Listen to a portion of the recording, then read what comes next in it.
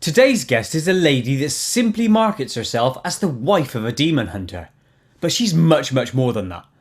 A psychic medium, a hypnotherapist, a Reiki healer, and a podcaster too. A massive Koit welcome to Durinda Stewart. Hello Durinda, welcome to KoitCast. Hi. Nice to have you here. So can you tell us who you are, what's your history, how would you describe yourself, etc., etc.? Well, I guess the best way to say is that I'm the wife of a demon hunter. I'm the wife of Joseph Stewart. I'm actually psychic, and I'm a Reiki master. I have a lot of things. I do hypnosis. I help people with alien abduction, hypnosis. I do all kinds of stuff, sort of in the background. So I'm basically a demonologist and a demon hunter with my husband, Joe. Magic. Now, there's a lot to get into there. So, Yeah. yeah, your husband, Joe, I spoke to a little while back, said I should speak to you. So here we are. Okay. Now, you market yourself clearly as a wife of a demon hunter, Mhm. but you have a wealth of what some people might call paranormal skills. So let's start with psychometry. Can you tell us, or sorry, tell me, what is psychometry exactly? Well, psychometry is a thing where you take an object and you hold it in your hand, like let's just say these glasses. So I Hmm. would hold this in my hand, and then I can tell the history of who wore them, a lot of things in their background, all that stuff. So it's a touch. It's like the touch psychic is what it is. Okay. And Reiki is a touch thing that we do, and psychometry and Reiki kind of go together. So that's how I hone my skills is through touch. And sometimes Okay. I can see it just through photos too. Like if someone shows me a photo, I can tell somebody's history through that. Okay. So do you know how it works? No, I'm not in the science mind. I'm just or in the spiritual mind. All I know is that what information that I get, I comes through, and then they agree or don't agree. So yeah, I'm not sure really how it works, but I think it has to do with energy. There's a life force energy that we have out there. So the energy I use gives me messages. So everything has messages. I mean, even water and stones and trees, in my opinion that I'm a tree hugger, so I go out and the trees will tell me messages, and because of my Native American background, it's a big deal. We learn at a young age how to communicate with nature. So Okay, so it's getting information via touch. right, Um, right. do you know where it comes from? Did you say it was from the other side, the spirit realm? Is that Well, where it's yeah, the from? spirit world, universal life force. I'm a big believer in that. It's like I commune with the other side. My native name is we. I had to phonetically pronounce it for you because it's really hard to do. It's we sha ne ni, which means someone who can talk to the other side. So we sha ne ni. Wushane. Oh yeah, yeah. You're right. I can't do I that know one. that's why I forget exactly. I can't say it. Okay, so here's a strange one for you, and it might be almost impossible for you to answer, but I have spoken to other people, dealing with the spirit realm, and I asked them this. So, what or where is the other side to you from your perspective? Well, I think, is up. Native Americans, we're sky people. We come from the sky. So whenever I'm looking for information, I always look up. So, because, if I look down, I'm not sure I'm getting the right information. You know what I mean? It could, Yeah. it could be skewed a little bit or whatever, but I always look up. So that's where I always put myself in a higher realm, so to speak, put myself up, look up. So that's where I think it's come from. So it just comes from the place called Yeah, up. it's either I'm crazy or because I hear voices. So it's Yeah. either a message from the other side or like I'm a The schizophrenic or something. I'm voices. not sure Yeah. because I hear messages, but that's where it comes from. Is that from the Okay. higher? Now, so if let's just say that the act of looking up is the Uh, conduit, yeah. where does that go to? Or is it just in this up realm? Is that what you would call it? Well, I mean, having great spirit, depending on what you talk. I believe in dimensions. So there's different dimensions. There's higher Hmm. dimensions. I mean, we have lower dimensions as well, but I look, for the higher dimensions and the spirit people that, the wisdom that would come from, the spirit people. So, Okay, so let's go back to the history of this with you. How did you first come across this ability? Um, Let me just You're see if I can talking like, rephrase that. Yeah. How okay. did you first come across this ability or understand you had it? Let's go with that. Well, it's been from a really, young age. I had twin brothers. Okay, they were younger than me. And one of the twins unfortunately had passed away. But before that twin had passed away, I had a spirit person come to my bed at the end of my bed and explain to me at the age of 4 that this was going to happen. So that when it happened, I wasn't hysterical about it. I knew what was going to happen. Of course, my parents were hysterical and all that stuff, but that was the first time. But you kind of poo-poo that away because you can't talk to your parents and say, "Well, look, mom, there was a spirit that came to my bed and told me about that." They're not gonna listen to you. So at a young age, I kept it to myself. But I didn't really want this gift. I kept forcing it away, but things would happen. My one friend talked me into a psychic class. She goes, "Let's just take a psychic class." And I'm like, "I don't want to take a psychic class." And I saw the woman before class uh, prepare these different things, like from a magazine. Hmm. And, I'm thinking, well, I'll just fake it, fake it till me, it's no big deal. And I kept realizing that I got the right answer. So like I would be, say something, flip it, and it would be right. And I'm like, oh my gosh. So and then I got into Reiki, which brought it on even more. So it was something that I didn't want because I think there's a lot of responsibility that comes with psychic ability. And every psychic, they're not 100% right. They're, some right. If you get several psychics in the room, they see things from different viewpoints. So I really didn't want it, but the Reiki really helped me because I started getting messages for my clients through Reiki, and again, the touch. So. Okay, so you were informed roughly when you were 4 that this ability would come. When do you Mhm. think it hit you? What sort of age? Well, like I said, I didn't want it, but I always kind of knew. I always kind of knew. Like we'd be driving down the road to my parents, and I'd say, "Be careful, there's a deer going to be coming," and they're like, "What the heck?" And all of a sudden, a deer would come across the road.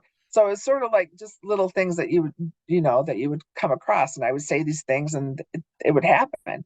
So I'm kind of like I was shocked when that happened myself. So but I Mm. think, my late teens and that kind of stuff. Because I mean, the last thing you want to do is, your friends are sitting there going, "Yeah, you're psychic, whatever." You don't want this gift because people think you're crazy, So, in my late teens, I realized that there was something to this. I could, um, have things happen for me. So, and then Yeah. the demon stuff. So, like the demon stuff, Joe and I are fairly new.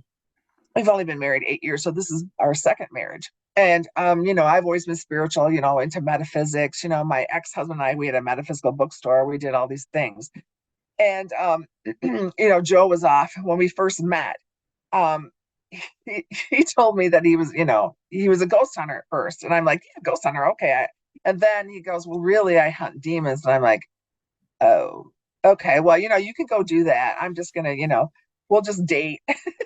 And we'll just see. But he'd be getting injured, like he'd have talk about these injuries. So I would do Reiki on him, and then things happen where I placed my hands on him, and all of a sudden I could tell what the name of the demon was through his energy, and it worked. So that's how it worked. I mean, it's basically everything was pretty much by accident. I used to work in a retail. I used to sell cosmetics, and we'd always have these like launches for fragrances and things like Hmm. that. And one time they had a bunch of psychics there, and like they were free, so you'd go by, and everyone would say, "You should really use your talent. You should really use your talent." And I'm like, "No, no, no, I don't have talent, but yeah, I guess I do." So it's not something I like to brag about, but it's something that happens. It's So just, yeah, something you do. Now, you yeah. obviously going back to your initial introduction to this. You've mentioned that the spirit saw you at the end of the bed. Now, that is a common theme. I've heard Hmm. that many times across many people who said they Yeah. were visitors around that sort of age, and it's always Right. for some reason at the end of the bed. Right. Have you got an understanding of why at the end of the bed? Is It's a Um, strange concept, but why do you think it Well, happens there? I mean, if you think about, when your parents come in and they look at you when you're in your bed, where do Hmm. they stand? They stand at the end of the bed. They don't want to Yeah. wake you up. So I think that's a place of comfort, maybe. That's why they come there and comfort. And this was a thing because as a child, the boogeyman and all that stuff, things that come out of the closet and stuff. But this was a white light. It was almost angelic, like what you would think an angel would look like. So that's what, and I would read Bible books and things like that, the little they had those blue books about the Bible and they'd show pictures of angels and stuff. And that's sort of like how I would see it. Now, is that how they really come? I don't know. I think they come in the form that would be more comfortable for you. So, Okay. Now, obviously, again, it might be a hard one because you're only 4 at the time. uh-huh. Um, this being spoke to you. Was it with words, or was it in your head? How it came across? Telepathically. Hmm. Right. It was Okay. telepathically. Yeah. Hmm. Yeah. And it Did was their mouth comforting. move at the same time, or was it just Yeah, I don't think so. I think it was just a knowing. I oh, believe it okay? was just a knowing. Yeah. Yeah. And like you Yeah. said, I was 4. So, you just remember certain parts of that. You don't remember the exact details of everything. But this was pretty, like I said, it was winged and it was bright light and it was at the foot of my bed. And, it was comforting. It didn't scare me. I wasn't scared. I wasn't frightened at all. So it was very comforting. Yeah, that's good. That is lush. Why do you think psychometry exists as an ability? I mean, Well, there's several. most things I think have an evolved reason for being. Why do you think it exists? Well, there's several different ways that people can get their psychic messages. There's smell, sense of smell, they sense it, and all that stuff. So that just happens to be my skill set. So I'm not really sure. So there are people who can do all kinds of things that can do all those things. But I'm not sure. I'm not really sure. I think because I was fighting it so much that maybe they were trying to say, okay, you're holding this object, so we're going to talk to you through this because you're not listening otherwise. Oh So yeah. I'm sure that's probably what it is. So yeah, because I really didn't want it, honestly. It was just something that too much responsibility for me. You know what I mean? I don't want to, Mm. have this gift. And because, it's like you open up a whole door of a lot of criticism and things like that with that. And then there's people who try to figure out that you're fake at what you're doing or that you're not skilled and all this stuff. And it's like, I just don't want all that energy. I just want what I have and, do good with it. So. Yeah, I think I would be the same if I had a gift, but I don't believe I have any psychic gifts apart from, I would Yeah. say, a good judge of character and a fairly decent intuition. So whether you Well, call that that's on the the thing. But I think everyone is psychic. I believe everyone is psychic. It's a muscle. It has to be worked upon. It's like a muscle that you work upon. Some people are better at it than others, So like reading, for instance, everybody can read in some capacity. Some people are better at reading than others. They can read a book really fast or really slow. Mm. So I think everyone has a psychic ability. It's just something that you have to develop. And then, more people are chosen for a higher purpose than what the world has, I guess. So, not that I'm Yeah. special, I just think that that's what happens. So, No, that makes sense. When I spoke to Preston, one of the early KoitCast episodes, and I asked him the question: are humans inherently psychic? I.e., is it our default state? And he says yes, and a few other people I've interviewed said yes. It's just not on in some people, or the right, majority of right, people. right, right. Interesting. And like for me, I don't know why, because I kept turning that switch off. Like I didn't want that, It's like, I wanted to be the cool kid. I didn't want to be a psychic kid, you know what I mean? So, and then who do you talk with? Your parents and all that stuff. They don't have any information about that. And if they're religious, then oh my goodness, that's even worse because they want to talk religion. They think there's something wrong with you, and you don't want that too. You hide Mm. yourself from that. So Now, the interesting thing you said there was the off scenario. My girlfriend is psychic to a degree, and she always says to me she turns it off. yes, you How have do you to. turn it off?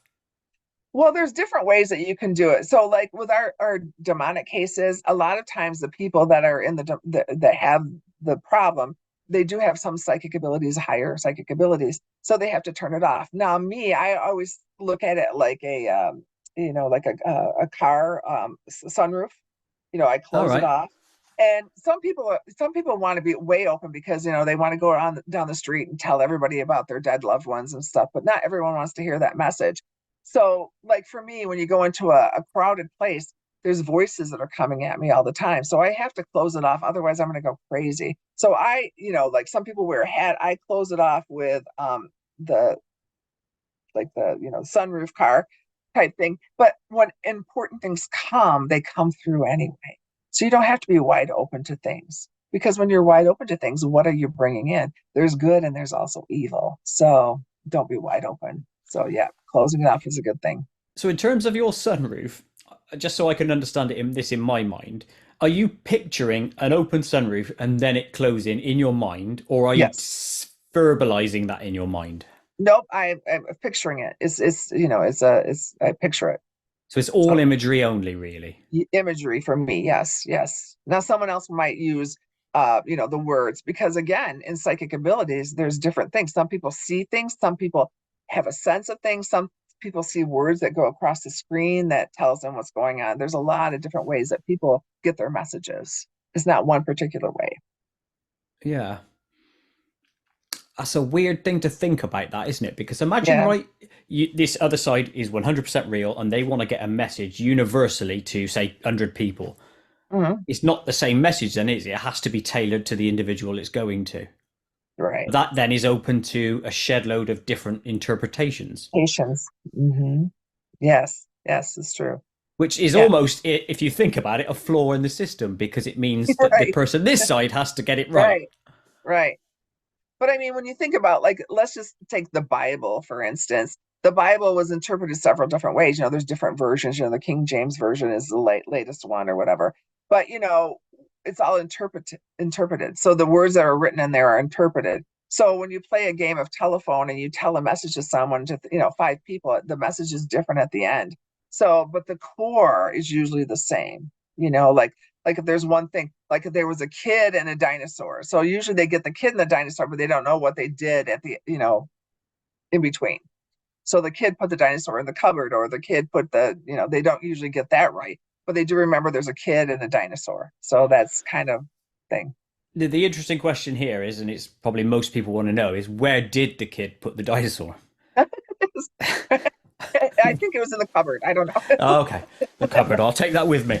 Now, can you share some examples of when you've used psychometry, some case studies, if you will?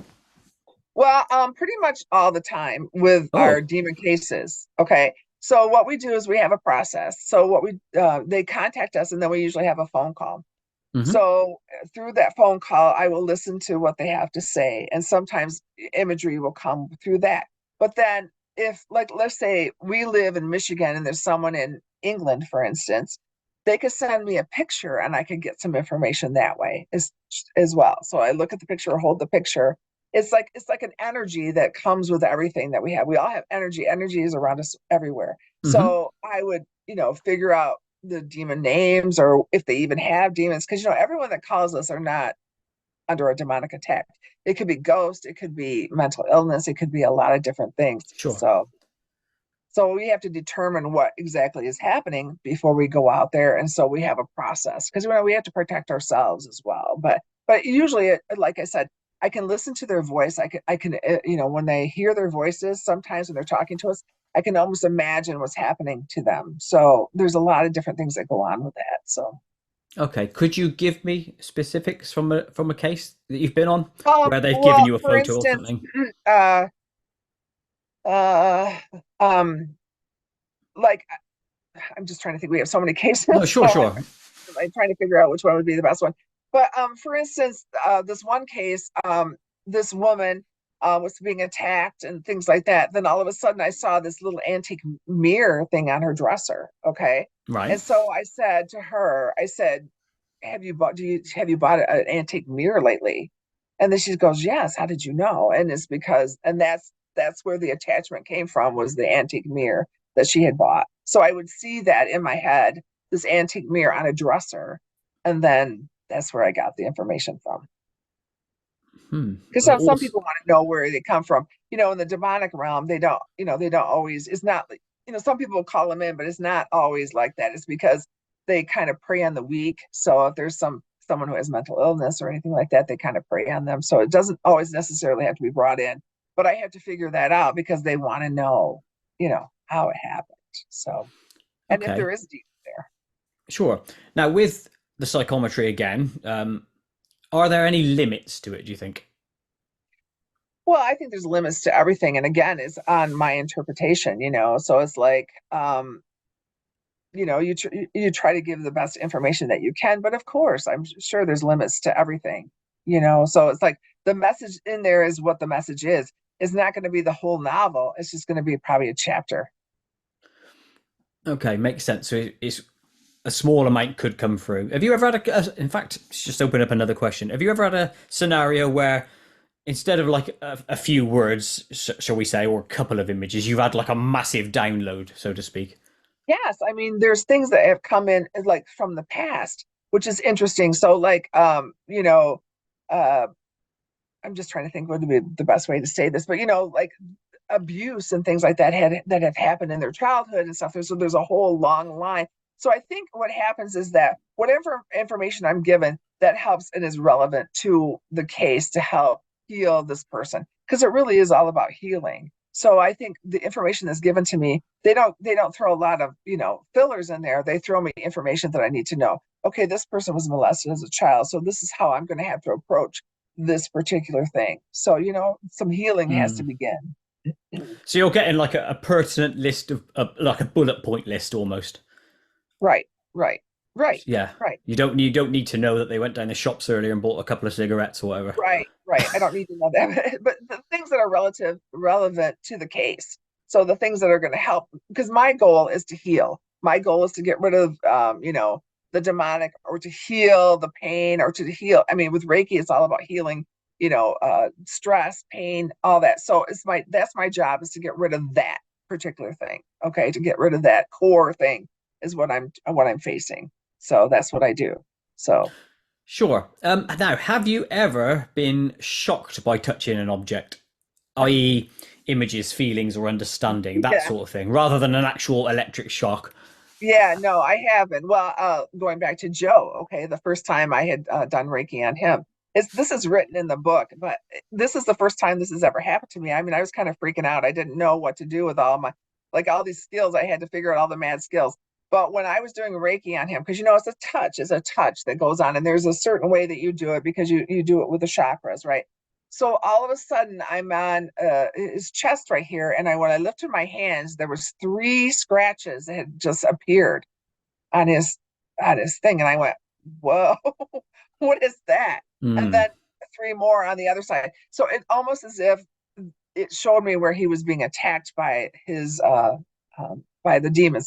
Because in the beginning, Joe had a other team than me. I didn't really want anything to do with the demons. Everything I was dragged kicking and screaming into this, but yeah, scratches and stuff that comes up. I mean, that was incredible because I never saw that. I mean, I'm getting my tuning forks, I'm getting my stones and trying to heal all that, but I've never seen anything like that before. So So you were yes, shocked by the appearance of the scratches. Now, did they yes. appear in front of your eyes, or were they there and you found them? No, no, they were not there when I started. They Oh, I appeared, see. and then almost as quickly as they came, they went. It's like they came up, and I'm like, whoa. And then Joe's like, what? I'm like, there's scratches on you, and there are three, like three scratches across like this. So it was very shocking. Yeah. But now we know, because I could feel when I first started doing the Reiki, I could feel that there was some energy there, or a wound, and I couldn't figure out what it was. And all of a sudden, it showed me what it was. It was the scratches that he got. Okay, So, one final question on the scratches. Did they fade into a scratch, or was it not there, then it was there? well, okay, so like I had my hands on him, and then I put my hands up to move somewhere else, and the scratches were there. Oh, I see. So they could have like faded in and out underneath, or just instantly Right. been I mean, there. like I'm just putting the energy on there, and then when I went like this, because I remember going, oh, "What is that? Whoa!" Yeah. So yeah, yeah. And you didn't So wear the your scratch. scratchy nails that day, did you? I didn't have my scratchy nails. My nails, I didn't. The new nails are new. I didn't. Back in the day, I didn't have money for nails. now, now I can get my nails done. But no, I didn't have my scratchy nails because I don't go like I go like this. Oh, I I know what you mean. touch. No, yeah, it's like no, I don't do So, that. so That's for with somebody. that, right? Obviously, you've seen these things. What did Joe say about it? Did he feel them? He felt them. Oh yes, absolutely. He felt them, and he's like, well, what are we gonna do? And I'm like, I don't know. I mean, I'm going into my closet of all these things trying to figure out because, I was a Reiki master. I've done hundreds of people, I've never saw anything like that. So this whole thing was just all new for me. So that was just crazy. And I didn't know how to heal it, but it did eventually go away. I mean, I thought, the healing should have happened when I had my hands on there, but they appeared, so I didn't know. Mm. So I'm like doing my tuning forks and all that stuff, but they did go away. I mean, they faded out. I'm like, oh my gosh. I think we had pictures. I think I took pictures of them beforehand, but Hey, well, if you have them, send them to me yeah, after, I have and to I'll put see. them I on have to screen look because and see. that's I'm not sure, but it's because that was a while ago. But no, that's yeah, fine. If you find them, lob them over. yeah, yeah. In a similar vein, then, and I know I sort of said this flippantly, have you ever been literally shocked by touching an object, like like an electrostatic charge, that sort of thing? Sure, sure. Yeah, that's happened before too. But not necessarily with demonic, with ghost kind of things, I've had, a poke, like, like someone hit me with a poker, kind of electric poker kind of Nice. thing. So yeah. I mean, I've been tripped. I know. It's like, usually when we go on our the demonic hunt, they don't like me because I'm the name person, I'm the one that Hmm. can find the name. So they're going to try to take me out first. They try to strangle me and do things. So I'm very careful and very aware because it's like I am not if I feel that I'm not safe in that environment, I'll get the heck out of there really quick. I've been known to run out of buildings and things like that because of the energy that's there. So yeah. I'm of your persuasion. I would be out of there. I said this to Yeah, Joe. I right. think you're a brave man going into these scenarios. I wouldn't even want to go in there. Right, right. But we have to go to help the people because there's usually Yeah. children involved and all that stuff. So it is about healing and helping, but it is. But there's people like his team that he had before. The psychic that he had, she would get possessed all the time. I'm not doing that. It's like you're not using my body to talk No, to no. anyone. You know what I mean? So because I don't know what kind of energy or impact that they leave. They might leave something with you if they get inside of you, and I'm not for that at all. No, I don't So, blame you. I would be the same. yeah, it's like no. But like I said, there's like other people that they'll talk for the spirit and stuff. It's like no, that's not me. If they try, I will leave. I will try to cut it off as much as I can. It's hard because sometimes they try to come in, and I like I said, I'm out of there because I'm not doing that. I have to. It's important that Joe and I are safe Oh, of first course. Yeah. because we're the ones that are gonna be the savior for other people. So it's important that we're safe first. You've So got to put your oxygen mask on first when it yes, falls that's, from the ceiling. I always say that. I always say that. They always say put your oxygen mask on first. I always say that for people because people always have a tendency, especially parents and things like that, to just give and give and give, and it's like you give and give and give, and then you're not there anymore. What is this child going to do? So Correcto. you got to be there. Hell yeah. Now, I Raising. think one or maybe two more on this subject before we move into Reiki. I don't want to get deeper into that. But by looking at me, then, is there anything in particular that you feel right now that I need to know? Um,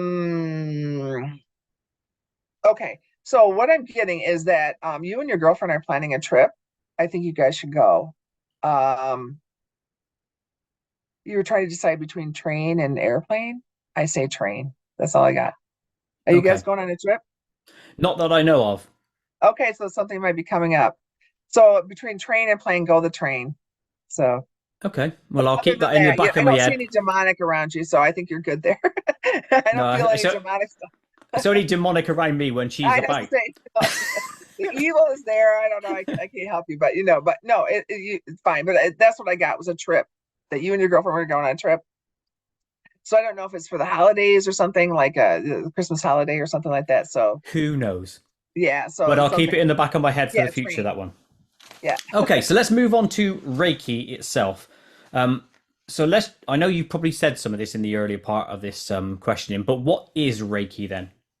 Well, Reiki is a universal life force, okay? And it's a hands-on healing that you use to put your hands on. Now, some people don't always put their hands on, they just use the energy, but I think that people are missing touch. So I always ask permission, may I touch you?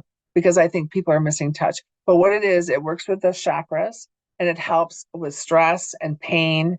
It's not going to cure cancer, but it will help you get through your chemo and things like that. So it's things that you can use with other conventional medicines, but it does help because stress is a big thing that causes a lot of dis-ease in the body. So if you can get rid of some of that stress, it'll help the healing because our bodies are an amazing machine of healing. And if you allow your body to heal, then you can get things done. But we get blocks that happen in our system, and Reiki helps remove some of those blocks. Okay, so two things. I want to talk about the blocks, and you've also mentioned chakras or chakras. What is that? Okay, chakras are like a little energy form that you have. Um, uh, and there's different chakras. There's crown, third eye. There's like different chakras, and in Asian medicine, they use the chakras a lot. Indian medicine. So it's like a little energy thing. Which is interesting is that you have, so like this is your crown chakra. So there's a chakra here and there's a chakra here. Okay. And there's little energy things. And what I look at, how I see them is that they're these little tube things that kind of go like this with energy, they pulsate. Okay. Right. So pulsate has to be like this, but sometimes it's, not pulsating the right thing. So what you want to keep your chakras in balance. So that's kind of what Reiki does, is to help with that. All energy healing usually deals with some sort of chakras or meridians that we have in the body. Like acupuncture deals with meridians as well. So that's what that does, is it helps make it so that it's in sync and not off, you know. Okay, so excuse my naivety on this because I'm not massive into hearing about chakras in my life, to be honest. So Sure. let's just try and drill down into it a bit more. It's a spot there, as an example, Right. or on the back of the head, or elsewhere, presumably, Right. Yeah. and it has like a physical A look to it. pulsating. So Yeah. yeah, Like, or an yeah. energy sort of ribbon. Let's Mhm. call it that. That could Yeah. come in and out, and it oscillates in a certain way. Why do they exist? Why are chakras there? I don't understand that. Well, um, it's because we're all made up of energy. I mean, like even our blood and all that stuff is like everything is energetic energy. I mean, even trees give off an energy, plants give off an energy. The universal life force that we have to make us who we are. And so I think that's what it is. I'm not a science person. I'm a spiritualist, Okay, so I'm just like, oh yeah, okay, I feel this. I feel this. So like if you go like this, if you want do this, go we'll like do it this. now. Do it now. Go like this. Yeah, And then okay. kind of put it down like this. Do you feel anything? I feel Kind the of, waft of my like the air around going yeah, on me, but I don't feel. there's like some kind of energy that's coming down, so that's what I always like, because you're stirring up energy and just kind of like let it come down. So it's there. We have energy everywhere. Okay, so what you're getting at from the Reiki side of things is that you are putting things back into tune. Is that what you're doing? Right, right, right. Yes. And how do you know via the process that you've tuned it correctly? Can you Well, the see it? What energy, was? yeah, there's a feel to it, an energy feel. Okay, so like when you're doing energy things on people, sometimes things feel a little off, sort of like almost like that staticky thing that you're talking about. So it's like if something's not right, there, it's pulsating and it's staticking, and then when it's smooth and it's doing what it's supposed to do, is not as sharp. So that's kind of how it feels to me. Excuse me. That's right. Hey, Matthew. I'll do the same then. I'm also partaking in vodka. Only water for me. Only 9 o'clock in the morning here, so I don't Oh have yeah, vodka yet. the gin. Yes. Yeah, but yeah, you can feel the energy. Like sometimes it feels like each person I think has a different way of feeling it. But when something's off, like you can feel like holes in the body. You know what I mean? Like black holes. Like it feels like you can go through to the floor. And when parts are missing, when people have like their excuse me, appendix out or things like that, I can usually tell because there's like a flow, an energy flow, and there's like a void there. So Oh wow. there's things that happen when you do the body that will tell you what's going on with the body. And then when it's in balance, there's a flow with that too. It just kind of smooth, like, it's sort of like when you're going like smooth and then you're and then when it's right, it's smooth. You know what I mean? So there's like a little stopping point that happens, and then once it's all in balance, it'll be smooth.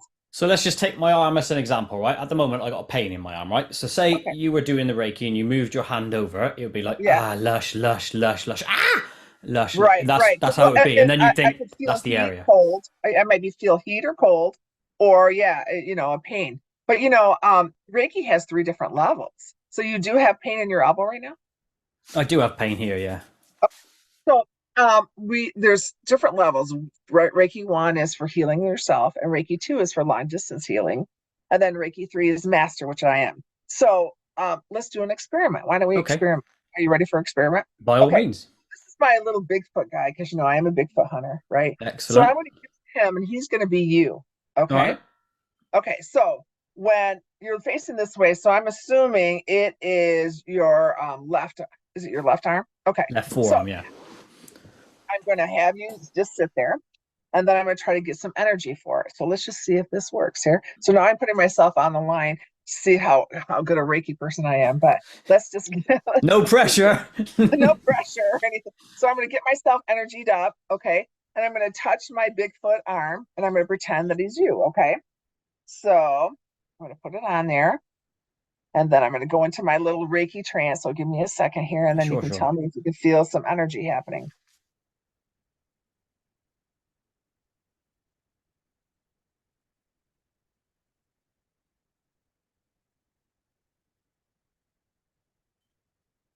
So has this been diagnosed like as tennis elbow or something?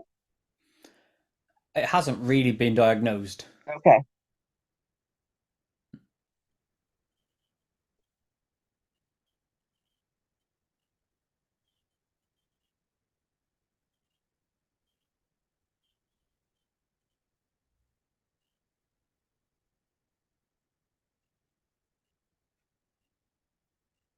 Okay. Now I feel that it's gotten a little lighter, a little better. How does it feel on your end? The thing is, when it's still, I don't feel anything. It's only when I Okay. do certain movements that I then know. Okay. Okay. But as I'm doing this right now, I'm not getting any pain. Oh, there I did, but then that was slightly lower down. But But it improved a little bit, right? well, I hope so. I can't say 100%. It's Okay, almost but I'm just impossible. saying that when you were moving it, it didn't hurt as much as it had in the past, right? Oh, yes, yes, yes. Oh, okay. So, I mean, it's not completely healed, but we did do something. Okay. So now another thing that you can do is a tapping thing, which we can get into later on, but there's a tapping thing that you can do, which is about energy and meridians too, that will help with pain as well. So if you had a full session, because it usually takes about a half hour to an hour to be completely, you know, well with your arm. And we didn't really talk about the numbers like between 1 and 10, but as long as you felt something, that's all I care about. So did you feel something? I mean, don't hurt my feelings if you didn't, but you're not I'll going be to hurt my honest. feelings. I'll be honest, I didn't. And then the reason I say that, and I'm going to say that comfortably, is because I always find I'm the one sort of person where stuff doesn't happen to. I know Oh, that's so you, like what as an example. I've said this on other podcasts. I was hypnotized once, but I never felt as if I could be.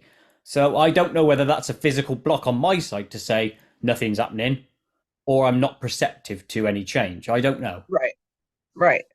Well, and hypnosis, because I do hypnosis too. So there are people that are harder to hypnotize. Okay. So there's like different levels that you can do. But again, if you think you can't, you can't. Your brain, our Hmm. brains, what we think about, we bring about. So, yeah. I know. So, I am one of those weird ones. Now, getting back to your little Bigfoot fella, what's little his? Bigfoot. A? Has No. he got a name? No, I don't have a, Sasquatch. He's just a Bigfoot. I have a male one, and I do have a female one too. I think they're cute. So, That is yeah. cute. That's the grayed out version. We were talking that with Joe last time. Yeah, He said they they're could go very, yeah, grey. yeah, the different ones. Yes, yes. Yeah, if he was a representation of me, he's slightly better looking than me. That one, to be fair.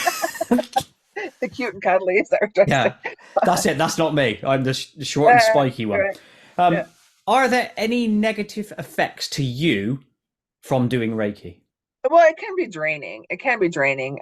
So, and even with psychic abilities too, we get what we call a psychic flu. You kind of have to cleanse yourself off with that stuff. So, like let's just say I used to do phone readings, people would Right. call the 1-800 numbers and stuff, and it's like after a while it's like it's just too exhausting, you know what I mean? And so you get what we call it like a Reiki or a psychic flu.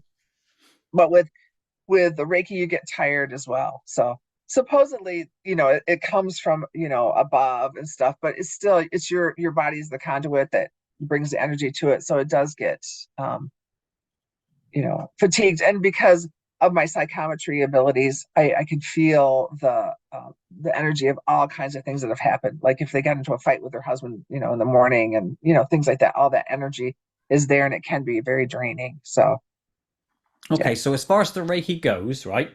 Say I was with you in the room and you're doing the hands on the arm shenanigans. Mhm. Is it you are the conduit for energy coming from position A through you into me?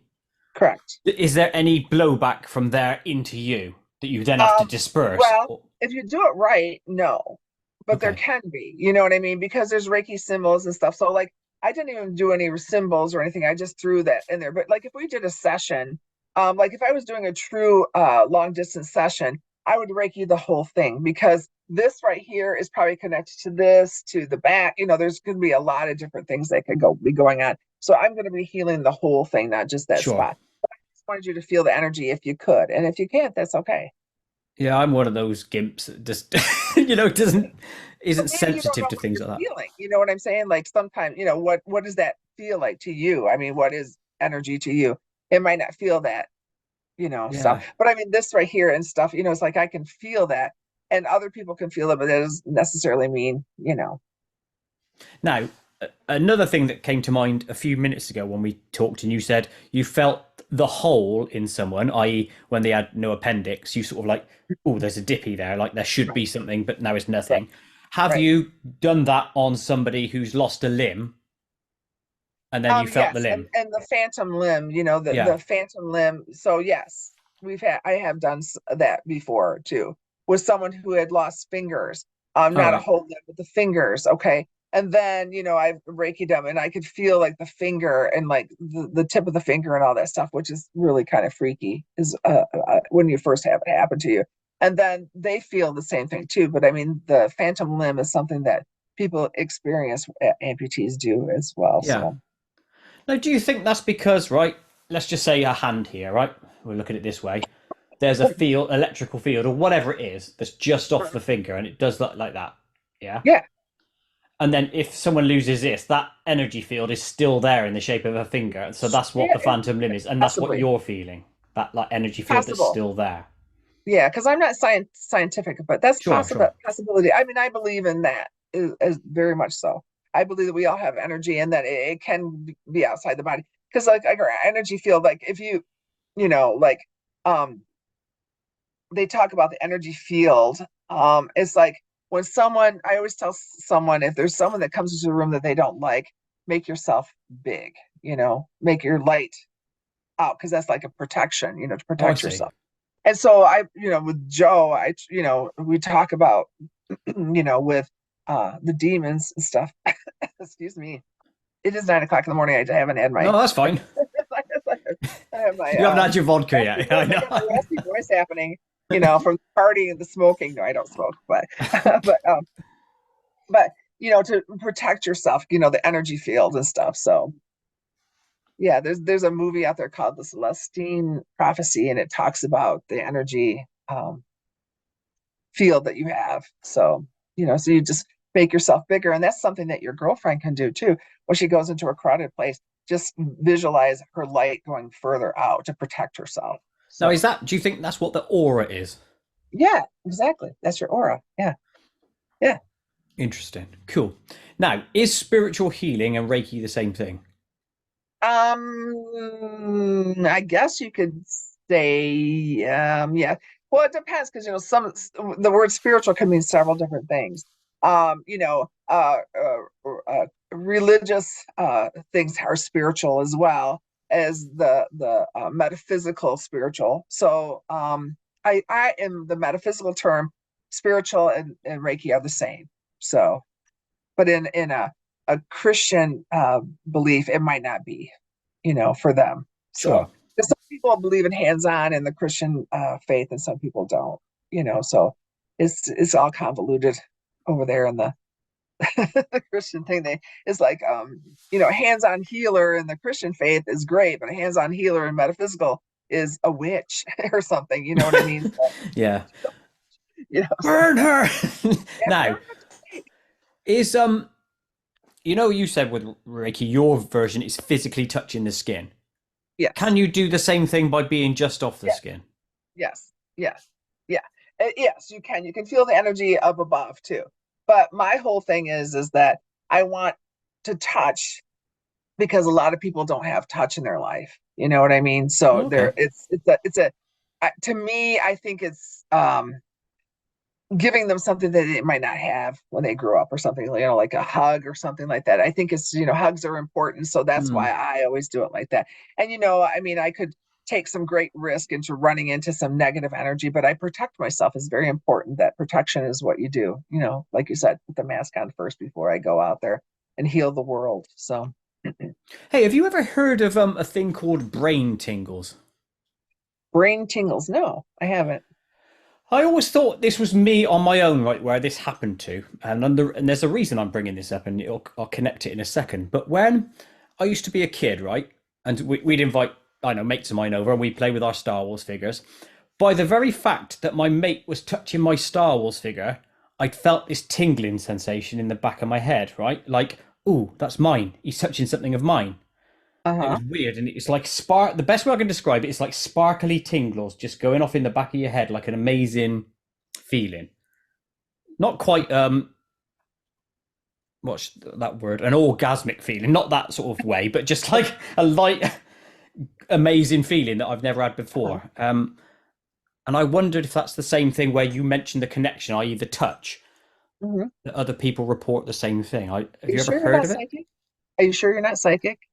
I don't 'Cause believe I that am. might I've be never seen anything. Put it that way. right. But I mean, that's kind of like in a psychic thing, to when he's touching something of yours and you can feel the energy because there's energy in this particular Star Wars toy that you've played with, and stuff. So yeah, but it's the same thing. It is the same thing. The energy. There's energy in there. So yes. Cool. Yes, I'm going to write that brain tingles down because I've just remembered it, and I need to start. Yeah, I've never heard of it, but that's kind of an interesting I need to look way that of up doing in case it's the thing.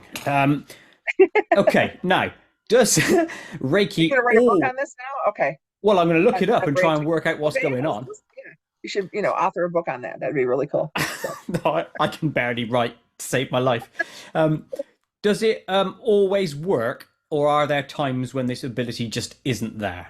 Well, this is the thing. When I start my Reiki session, I go, "Are you ready to be healed? Are you willing to be healed?" Sometimes people aren't. Okay, so if you're not willing to be healed or ready to be healed, it probably isn't going to work because there's a lot of things that go on with that. So let's just say you you have chronic pain and you're trying to get this is what I get a lot. You're trying to get Social Security, disability or whatever. They don't want to be healed. You know what I Hmm. mean? Real Yes, I literally, do. they don't want to be healed. And it's kind of a sad thing because for me, the money's not worth being in this, disease all the time, being in chronic pain. The money's not worth it, but some people don't want to be healed. So some people don't want to believe, some people don't want, so it's all these different things that go on. Some people will feel something and they'll deny it because they don't want it, because that opens up a whole nother thing that they might have to look at in their life and they're not willing to look at. So yeah, it just So do you think that is then not working mainly on the receiver's end rather than the sender's end?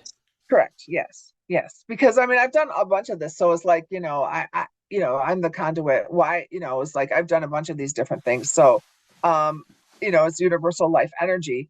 So if it's not, I always say it's theirs, not mine. You know what I mean? So it's like if it doesn't work, then, at least they tried. I mean, I give them credit for trying to do Hmm. something, so, but, and like I said, Reiki and all these other hands-on healings are not the end all be all, but they do help because if you get your body in alignment, then the thing that might be happening, the pain and all that stuff might dissipate. Why not try it? You know? I So, agree with you. Why not try? I mean, If the ability is if you out want to take there, some oxycodone and get addicted, go ahead. Or you could try this. That's my whole thing about it. So, no, I'm with you. Now, is there any times when, obviously, if you think about yourself in this scenario, you're just literally a portal from here to there, the energy, yeah? Mhm. Is there any scenario that you've had where you, as a portal, have been closed off and therefore it won't work? Or is that um, always going to be open? sure. I mean, like if I have, let's just say that if I'm sick or something, that's been closed off, and emotionally, I mean, I gotta be in, I gotta have my head in the game, Yeah. because it is a flow of some sort. So yeah, I mean, there's times that I don't do it, don't do the Reiki. I've canceled or whatever. There's times that happens because I mean, I'm a human being. So, Hmm. I do have times where I'm sitting there like, I get angry. I have emotions. I have like everything, everybody else. It's like I get, pissed off. So yeah, sure. When was the last time you were pissed off, by the way?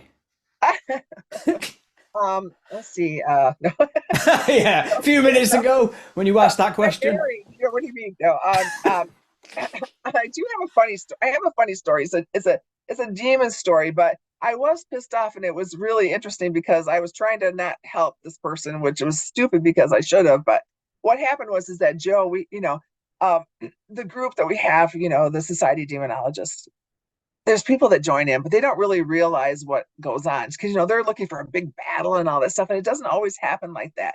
But once they have a big battle, they don't really know what to do. So we had a person, one of our colleagues, that was messing around with the demonic, trying to show it off to his roommate because he had just started joining the team and he was being trained and all this stuff. Now the Hmm. key to the group is me, and what I mean by that is that I have to have the names. You have to have the names to have control over this entity. Well, here it is late Sunday night, like around midnight. He calls up, he's screaming to Joe that there's a bunch of demonic things happening. And in the background, Joe can hear his roommate saying, I told you not to mess with that stuff and all that stuff. And he goes, Dorinda, you need to, can you figure out the names? And I go, no. I'm like, he knows better. He shouldn't be messing with this. You shouldn't be disrespecting the demons and blah, blah, blah, blah, blah. And I was really angry about it because here he is representing us and he's messing with the demonic, thinking that it's a plaything or whatever. Hmm. Well, eventually I gave him the names and stuff, but I was really upset about that because, that's just stupid. You know what I mean? It's like they think that people have control over things and you have to respect things, just like with anything, like the energy that I do for Reiki, I have to respect that, I got to respect that. Otherwise, it might be taken away from me. I mean, I might become permanently blocked or whatever. So you got to just be respectful. But yeah, I was really upset about that. So, I wasn't going to help him out, but I don't blame you. Don't piss around with things that could have yeah, I potential mean, fatal it's like consequences. yeah, he works for this, he works for the demonic thing. And I know that, people probably said they're going demonic, that's so crazy, blah, blah, blah. But it does happen. There's things that happen. And if you disrespect it, I mean, I've seen so many psychics go in there and try to challenge, the demonic. And I'm like, that's not this girl. I'm not going to do that because, it does have certain powers and I'm not going to be the one, having it come down on me, so. Yeah, no problem. You said something there that sparked something in me, which was you didn't want your gift taken away, or something might be taken away from you. Right. Is that something you fear, or would you rather it go, or would you want to Well, keep it? yeah, I mean, it's like I want to make sure that I respect it to the point where I can still help people. It's like I mean, it's like, I trained in Reiki. I mean, I got trained in it and all that stuff. And it's a universal life energy, and I believe there's energy all around and stuff. But it's like I don't know. There is a thing where it's possible that it could be taken from you. And I don't want that because that helps heal myself too. I use that to heal myself as well. But I mean, it's all about respect, coming from a Native American background, we respect the elements, you respect water because water is important, but it can destroy, tsunamis and thunderstorms and all that stuff. Yeah, So just like with the earth, you respect the earth, but it can destroy earthquakes and volcanoes and you see, so that's I think where that all that comes from is that. perspective from my Native American background. So So you would never want to be in a position where you lost your gift then. right, right. Even though I didn't want it in the beginning, the psychic gift or whatever. But I mean, I'm helping people, and so that's important to me to be able to, I put my uh spot on the world or whatever, that I've healed people. So, going to my grave knowing that I did what I could to help people, that's what I want to know, that I've done a good job. So Yeah. No, fair enough. I think a lot of people would think the same thing. Initially it would be like getting superhero powers, and then they don't want it. They don't want them, and then all of a sudden, by the end of the movie, they don't yeah, want to lose them. yeah, they don't Yeah. want to lose them. Right, right. Because there is some advantage to it too, you know what I mean? But you can help your family. And that's the important thing is, helping your family. And Yeah. yeah, If my you've got a kids, gift, my use kids it. yeah, my kids hate it because I always know, they call me up and I go, well, I think it was this and that. They go, like, they'll tell me one thing and they're like, oh, damn it, mom, It's like, yeah, it's like, you spent all that money doing this and this and this, didn't you? And they're like, oh, how did you know? So yeah, I know, because Are I'm you the psychic. person? Are you the person that ruins the movie by telling everyone the plot? No, no, no, no, I don't do that. No, no, no, No. no, no. I hate that. I hate when people talk in the movies. I mean, don't you hate it when people talk in the movies? It's like even Yes. I hate it when they talk in the beginning, because the beginning might tell you a lot about what's going on in the story. So it's like I want to, That I'm a little. reminds me of a time when I was last pissed off, oh, big time. I was watching Indiana Jones and the Kingdom of the Crystal Skull, which I should have been pissed off just at that movie in itself. But there were some gimps behind me, like giving it this all the way through the movie, and Uh, I had to have a go. uh, But that annoys me, the talking in yeah, the it's like you movie. just want to go to your popcorn and go, oh, sorry, Yeah, sorry, sorry, I didn't mean to throw that. exactly. Right, so getting back to Reiki, is it restricted to humans, or can this be done on animals too? Absolutely, animals as well. Now, this is the thing, is that with animals, you don't get the feedback of, yeah, that feels good, but you can tell when they start walking. And so that's the best test about Reiki, is when you do it on your animals. Because let's say they have a lame leg or something, and you do the energy on there, and then they start walking, you're like, okay, that's good. So yeah. So have you And used it on your animals? oh, I use it on my animals all the time. My dog, my little dog. We have an old dog. She's a Maltese. She's old. She's 15 and she's blind, and she runs into things. It's like, I'm always constantly having to heal her up because, I'm not ready to let her go. So, Oh, yeah. yeah. I've said this before many a time, and me and Tiff talk about this quite a lot.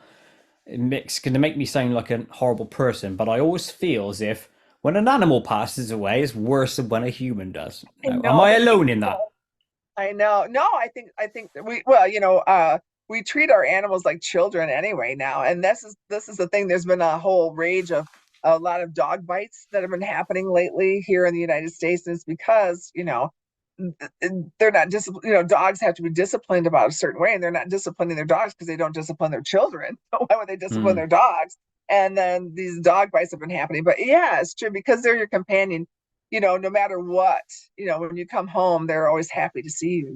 Your kids sometimes are like, oh, mom, whatever. But my kids are older. I have grandkids, but it's like, they could care less.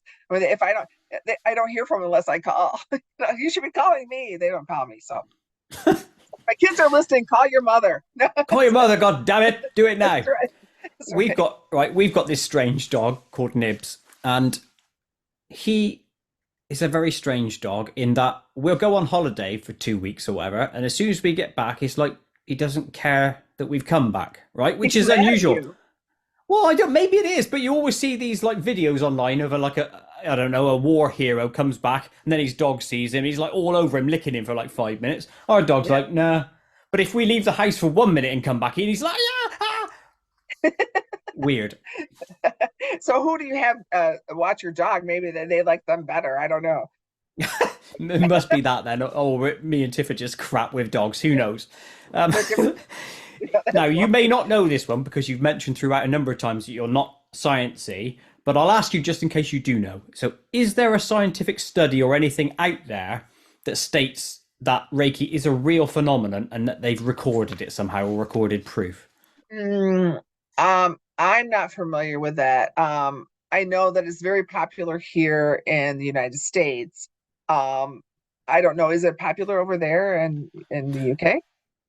Put it this way, on some of the people I've looked at to interview or have interviewed or spoken to, it is mentioned quite a lot. So you're not alone. People are Reiki Okay, okay, masters. So yes, it does okay, exist. I've okay, never gone actively looking for it to know if it's prevalent or not. okay, okay. Well, usually people that are in the metaphysical world, they understand Reiki and a lot of different things. Because, like even myself, I mean, I do Reiki, I do tapping, which is emotional freedom technique, but it's all part of the healing process. And I do acupuncture, but is the ear protocol, which is acu detox.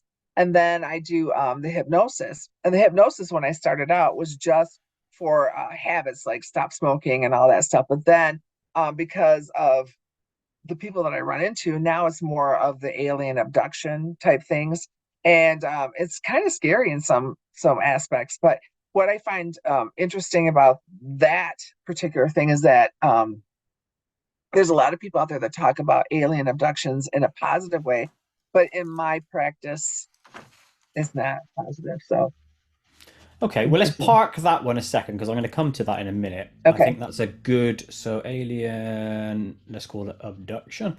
I'll write that down so I know I don't miss it.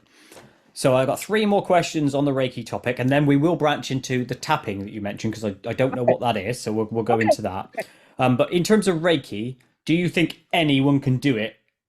And if so, how do you learn to do it? Well, yes, anyone can do it. You go and you learn from a Reiki master, okay? And so you take classes, and basically, it's a hands-on type thing. You go and you learn about the chakras and you learn about the Reiki points. So like I said, there's three different levels. Reiki 1 is about healing yourself. So you need to do a Reiki 1 level before you can do the Reiki 2 level. And then what's interesting is that there's these attunements that you have to do to become a Reiki 1, a Reiki 2, and a Reiki 3. So this is, it's a Japanese skill set. That's when it started, is in Japan. But I'm sure hands-on healing has gone way farther than that. But this particular thing that I do, the traditional Reiki, was started in Japan. And you go and you learn about the like I said, the chakras and stuff. And then there's a Reiki 2, which is the healing, long distance healing thing. And there's the symbols that you have to use for each one. And then there's the master, and the master becomes the teacher, and the teacher is the one that teaches you Reiki. So you should just learn it. And even if it's just for yourself, just to kind of, because we're so stressed all the time, just kind of, doing these different things will help with the So, stress of it. if anyone can learn it, do you think then it's just like any other skill out there, which is to say that, say I went and did all this and I got my one, two, and three, but Uh-huh. I might be only 10% of your skill because you're naturally inherently better at it than I would be? Well, the the 1, 2, and 3, you would be the same equal as me, okay? All But right. the extra, like the psychological part, or the psychic part, or the psychometry, you might not have that skill set. You see what I'm saying? So Reiki is your base, and then is how good you are would depend on the extras, I would say. So So, are they extra skills or were they extra abilities that one has? it's extra abilities that All one right. has, So, so yeah. uh like if like I said, I didn't really work with the psychometry that much, except when I started doing this demon stuff. And I'm like, okay, this is interesting. And then I noticed it because, like when you go, so it's so funny because when I had a metaphysical bookstore, and people would come in and they want stones, because stones has different aspects that they use. And they'd say, well, how do I pick out a stone? And I would say, hold it. It'll talk to you. It'll tell you. But that's a Native American thing for me. But it really is, the stones do have energy. So, you just go and see what works for you. And the same thing with Reiki. I mean, Reiki, there's like so many, there's like the traditional Reiki, and that's what I believe in. It's a traditional. If it's not broke, why fix it? But then there's people that have the crystal Reiki and the uh shock, or not chakra, but the color Reiki. And there's all these different Reiki offshoots, sort of like religion. There's all these people that do Hmm. something different because they want to be significant and different. And they want, people to come to them versus the other Reiki person down the street, I guess. Yeah, no, I get that. That's just marketing, should we say, in one, Marketing. Yeah. And I mean, in a way. Is it better? I don't know. But I mean, I've used crystals and things like that, but it's because of the patient would predict that. My client would predict that. If things aren't moving, then I got to go to the next thing, to figure out what's going on. So let's see if these stones work. Let's see if my tuning forks will work, different things like that. So, Cool. I'm going to write that down in a minute because I want to come back to that as well. Tuning and rocks, yeah. stroke crystals. All right. Yeah. Now, what level of healing can we get to? I mean, if it's a skill, can it be mastered completely? And thus, could we heal almost any ailment out there? Okay. So what is causing the disease in the first place? Okay. Is it mental? Because, we're mind, body, and spirit. So there's body things that happen that breaks down. Okay. But there's spirit and mind that breaks down too. Remember, I asked if somebody wanted to be healed. If they don't want to be healed, then the healing is not going to take place. And that's just a fact, I believe. Because I've had clients that come in and I've gotten them to a certain point and I couldn't get them beyond that. And because they just, you know, they don't want to be healed. Because Now, do, let's do just they say, do they not want to be healed because they're making a conscious decision at that point? I don't want to be healed, or well, is it I because conscious or subconsciously? I think it's subconsciously in some way. So let's just say a woman and her husband worked all the time, but now she's ill and her husband's home and taking care of her. Okay. So if she gets better, he might go back to work and she might not see. You see what I'm saying? I mean, that seems very simplistic and all that stuff, but there's a lot that goes on with that. There's Yes. a tension. There's a tension that goes in being ill. Your children might come more often. Your children might come and help you clean the house more often. So there's a lot of things that go with that whole thing. So you have to, it's the whole thing, mind, body, and spirit. What exactly is causing all this? And that's why, if you want to heal, you have to be healed. If you want to get rid of this, but some people hold on to that. People hold on to their crap like a backpack, things that happened to them in their past and all this other stuff. They walk around and it's like this badge of courage or whatever. To me, I'm like, let's just shed that and start all over, start new, get new experiences. I don't want to live in the past and the pain and all that stuff, but some people do. So So, what percentage of you then is a psychologist versus the healing part? Because well, I have to find out. I mean, I dabble in because I want to know where the this is coming from. So I hmm, interview and I try to figure it out and stuff. I mean, I am not, licensed or anything like that. I mean, I've, you know, been to a lot of different places and I think about different things and I want to find out because I do need to know because if I'm going to heal, if I make this claim, I'm going to, make things better. How am I going to do that if I don't know where it's coming from, where the source is? And there's always a yes. source. So, Here's an important point, and you sort of like spurred it out of me. You know, you don't have to have a piece of paper, a certificate, to be able mhm, to have common sense in to know that you have to go to the root cause. right, Yeah. So you right. can do a psychologist job equally as well as somebody who is Oh, certified. You know what I mean, though, don't you? right.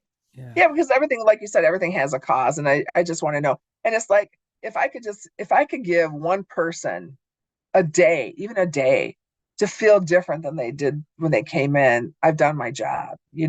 It's like Hmm. give them a moment, and maybe they'll have more moments that they will go past. Because the world is hard. This world is really Oh hard. yes. So if you could just have, some kind of peace, whatever it may be, from pain or whatever, because pain is very volatile and it can cause a lot of people. I mean, some people kill themselves over pain because they couldn't stand the pain anymore. And it's like they throw a pill at it and it doesn't always work. If you look at dopamine and all that stuff, dopamine is like eventually you need more and more and more to get where you have to be. So if I can help someone, that's what I'm trying to do. So You know what? yeah. Life is hard. I was just thinking about it just then. Can you think in your life, and I'll do it right now with mine, of a period of time where you could say there's a week, 2, 3 weeks, 4 weeks where everything was lush and there was no challenges? That period is, I imagine, in most people's lives, the real minority. Most of the time, Right, you're facing challenges, aren't you, that are right, hard? right. Well, I mean, if you're talking all the way all the way back to childhood, I would say Yeah. childhood because my parents, I mean, when we were kids, we didn't think about where food was coming from or anything like that. I was lucky enough to not have to worry about that. But there are some people, and some children who didn't get to eat and, didn't have shelter and all that stuff. So I'm grateful for that. And that's one of the things that I always like to talk about with my clients too, is that be grateful for something. You know what I mean? You woke up Hmm. this morning, so be grateful for that. Yeah, Some yeah. people don't, you know what I mean? So if you could just wake up in the morning, you'd be grateful for that. So that's So how I do look you at do you it. say to yourself in the morning, "Yes, another day of life"? Yes, yes. Well, yeah. I'm in my 60s, so it's like, I remember, when I met Joe, I was young, I was 59, and then I turned 60, he goes, "Well, now you're in the dying decade." I'm like, what? So, like, yes, I'm happy, I'm alive. It's like, because it's downhill from here. Okay, I thought they pushed that back into the 70s stroke 80s now. If it's 60s, then that's not good, is it? I'm hoping. I was just, it's like, I'm trying to watch my vices so I can live a little longer. But again, the mind, if you think about that, if you clear your mind of things, it's like, because our mind is like, this is our epicenter that keeps our blood and flowing and our heart beating and all that stuff. If you can keep that kind of, get the cobwebs out, that might help you a little longer anyway, I would think. Oh, So, it is. I know that to be the case, and yeah. I won't go into it. But there's a personal experience in my life with a family member that literally the mental state allowed the body to die. Yes. Yeah. Well, they So say, it's people yeah, die of love, remember, like when someone dies and then they die of a broken heart or whatever. There's probably some truth in that. there is truth in that. I know that. But hey ho, what's the one case of all the Reiki treatments you've done that stands out to you? Um, I did have a client who was having some trouble, like seeing, like her eyes. Okay. And, there's a thing called hysterical blindness, which I'm not from, I don't know a lot about. But in my mind, I thought that's what was going on, was that is like something about, she just was giving up on her sight or whatever.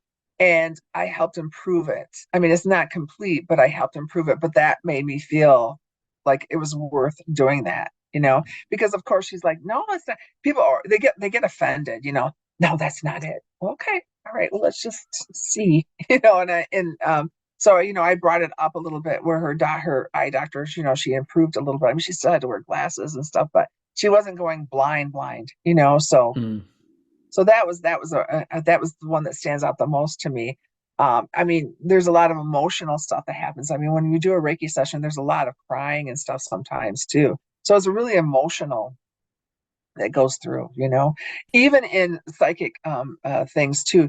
If you talk to someone on the other side, there's emotion, and there's emotion on both sides, like the person that you're talking to and then the person that's on the other side. There's emotion that goes with that, and that's really draining for me to do that. So yeah, but I mean, it helps. I mean, like I said, if I can help people, I mean, our mission, Joe and I, is to heal and help and get. I mean, who would want to do what we do? you know why would we sign up for this? But it's kind of like we're forced in, but we have to help people because there's no one else out there to do it. So We'll we touch are on taking that in a volunteers though. yeah, sure. We are going to touch on that in a sec because it's an important question. So why you two? I'm going to write, and then that'll remind me to ask the question I have in my head. Okay, so let's move into tapping. What is this tapping that you've mentioned? Emotional freedom technique. It's like a tapping. It's like the meridians. There's certain things that you tap, and then there's like a statement. So, like, let's just say you have some sort of disease, like uh chronic pain, like you have chronic pain in your back. Okay, Okay. so we would have a session and we would talk about, where did this chronic pain come from? Well, there was an accident that happened. So what happens with an accident?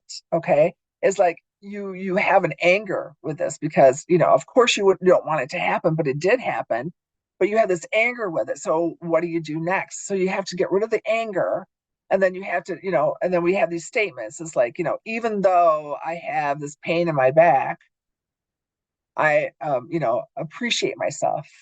You know, I love myself. And people have a hard time with that, but, just go through the motions. And what happens is that there's blockage that happen in your body, and the tapping will help unblock all those different things. So it's another form of healing. So, people who want to stop smoking, even though I smoke, I have children, and and then they become emotional, and then they realize that maybe the smoking is something that they really don't want to do. So, they're happy and grateful that, or they're, I still love and appreciate myself. So there's these different statements that you use, and you do talk about what's going on, like the accident and things like that, because there's anger and emotion with that, and then you have to get through that anger and emotion to get to the healing. And there is a lot of psychology with that, because tapping was invented by a psychologist, to help Mm. learn, how to get through things. I mean, there's a lot of things that are psychological. I mean, I think, uh, disease or a disease is mostly psychological. So that's why the healing part for me. Okay, I can understand the psychology part of it because you're talking through and working on Right, right. progressing a train of thought, shall we say, right? But what does the tapping do then? The That I don't tapping get. is we have meridians in our bodies, okay? So if there's block, so let's just say there's a block somewhere, okay? So you tap out. So what it does is it helps unblock it, okay? So when you tap, okay, so when you tap on your hand like this, what happens to your body? There's Blood will blood come to the area, presumably, and then you'll yeah, feel it. well, there's blood flow, Yeah. right? Hmm. So that's what you're doing, is you're getting some blood flowing. You're getting the blood flowing, okay? So then when you're getting the blood flowing, and then you have the psychological part of it too, that it helps get through. And so sometimes people have revelations where they're like, okay, I need to walk away from this accident anymore. I don't want to talk about this accident anymore, because again, sometimes people wear these accidents and things like that as a badge of courage that they have to keep. Look at me, I'm the victim. It's the victim mentality, and it's like Mm. sometimes people don't even realize that they're in this victim mentality situation. So it helps you get over and get through and get past I certain think I things. know what you mean now. It's like I'll explain it how I see it, and then you let me know Okay. whether I got it right from what you've said. So I'm learning that I'm worth enough or whatever, and I'm doing all this, right? And blood flow's going through, and in theory, all my fields are put back to normal, and then I start feeling better. The coupling of the feeling better with the feeling better thoughts helps reinforce that I'm good. Is that what Mhm. it is? Yes. I mean, because like positive people, because people have a thing that was like, this positive thinking is bullshit, or whatever. They don't want it. They don't want it. But you talk about it. You're talking about it, even though it's like, this accident happened, and I'm really angry that it happened, and I wish it didn't happen. You talk about all these different things, and then all of a sudden you're just like, well, it happened, but I don't have to live with it being there all the time. You know what I mean? So it Yeah. is a psychological, but the tapping, it brings your senses to it. Like there's feel, there's touch, there's the blood flow, all that stuff. So you're bringing your senses to it. So you're actually dealing with it, where in the past you hadn't dealt with it. So It's not that's like, how I yeah, suppressing it a bit and pushing it away from the right, body. Yeah, right, that makes right. sense. Cool. Thank you for that. I've not heard of tapping before, so that's a new Yeah, one on emotional me. freedom technique. You should look it up. I, I, Emotional I freedom technique. will. Yeah, Trust me, I yeah, will. Now, you mentioned also tuning forks earlier. That intrigued me. yeah. What's that about? Tuning forks, again, there's vibrations, with the world, singing bowls and different vibrations, and our bodies work on vibrations. And so I have tuning forks that I will put over the body to help get everything into alignment. Okay. So there's certain sounds that people will find very irritating, and there's certain sounds that people find very soothing. So what I do is I go through a whole series of my tuning forks, and then, like, "Oh, I don't like that one." And so I just keep doing it. Then eventually they're like, okay, this is, is so again, it's getting the flow and getting the unblocking. So they're all relative for me. So but each thing works better for one person than the other. So it's like if I'm not getting somewhere with someone, then I got to go to the next thing and try to do the next thing. It's And just a tool in your arsenal, so to speak. yeah, exactly. It's a Now, tool have of you my ever toolbox. gone? Have you ever gone to one of your patients and said, "Right, I'm gonna do some sounds now. Let me know if this is annoying or not," and then all of a sudden you just go "Ah!" like that, just for comedy. No, they do, but I haven't done that. No, they're like, Try that on your okay. next one. Let me know how it goes down. I'd be interested. So rocks and crystals. Now I know scientifically that there are resonances that would flow from a crystal and rock. Um, is that again just another tool, and there's a vibration inside this? Let's call it a living rock. Mhm. Is that how do you use rocks? Let's go with that. Okay, well, these right here, if you can see this is like a cabochon, so I can use this on with Reiki on certain chakras. Certain chakras have colors and certain stones work on the chakras. But the stone goes way back to my Native American roots. Okay. Okay. We call, Father Sky, Mother Earth, but the stones are grandma stones. Okay. So the Grandma.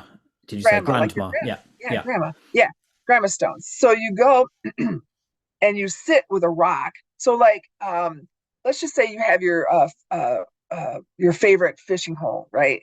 There's usually a certain rock that you like to sit on that you makes you comfortable, right? Okay. So it's like you become one with that rock. That rock has some energy and stuff. So in Native American belief, you can sit with a stone, a grandma stone, sit with it and just be quiet, and it will tell you what you need to know. There's divination in there. Okay. It can tell you about your future, it can tell you about your past. Now, I know people are saying this is woo woo stuff, but I, I really believe it. That's what I've done. That's what I grew up with is talking with the stones. Hmm. And if you're into metaphysical stuff, the stones have several different, aspects to them. Some, like for instance, a tiger's eye. If you use a tiger's eye, what happens to a tiger? A tiger has these sharp eyes to see, to hunt. Okay. So if you have a tiger's eye, it helps you see things that are coming to you. Black is always protection, So there's all these different things that people can use for stones to help, you know, uh, keep everything in line. But in Native American culture, the stones talk to you. So, and the stones talk to you, the water talks to you. It's all, everything talks, the trees, all that stuff. But what's interesting is if you've ever, had someone who's done ghost hunting and they've gone to a particular house, they always try to find the history of the house too. So there's times when stones have been used from other homes that have been broken down or whatever. The energy of that home or whatever is in that rock, and if you put it in your to build your home, that energy can be there in the home. So for instance, we had a tragedy that happened here in Michigan, in Bath, Michigan. It was called the Bath High School or Bath School Disaster, where someone blew up a school full of kids. It's horrible.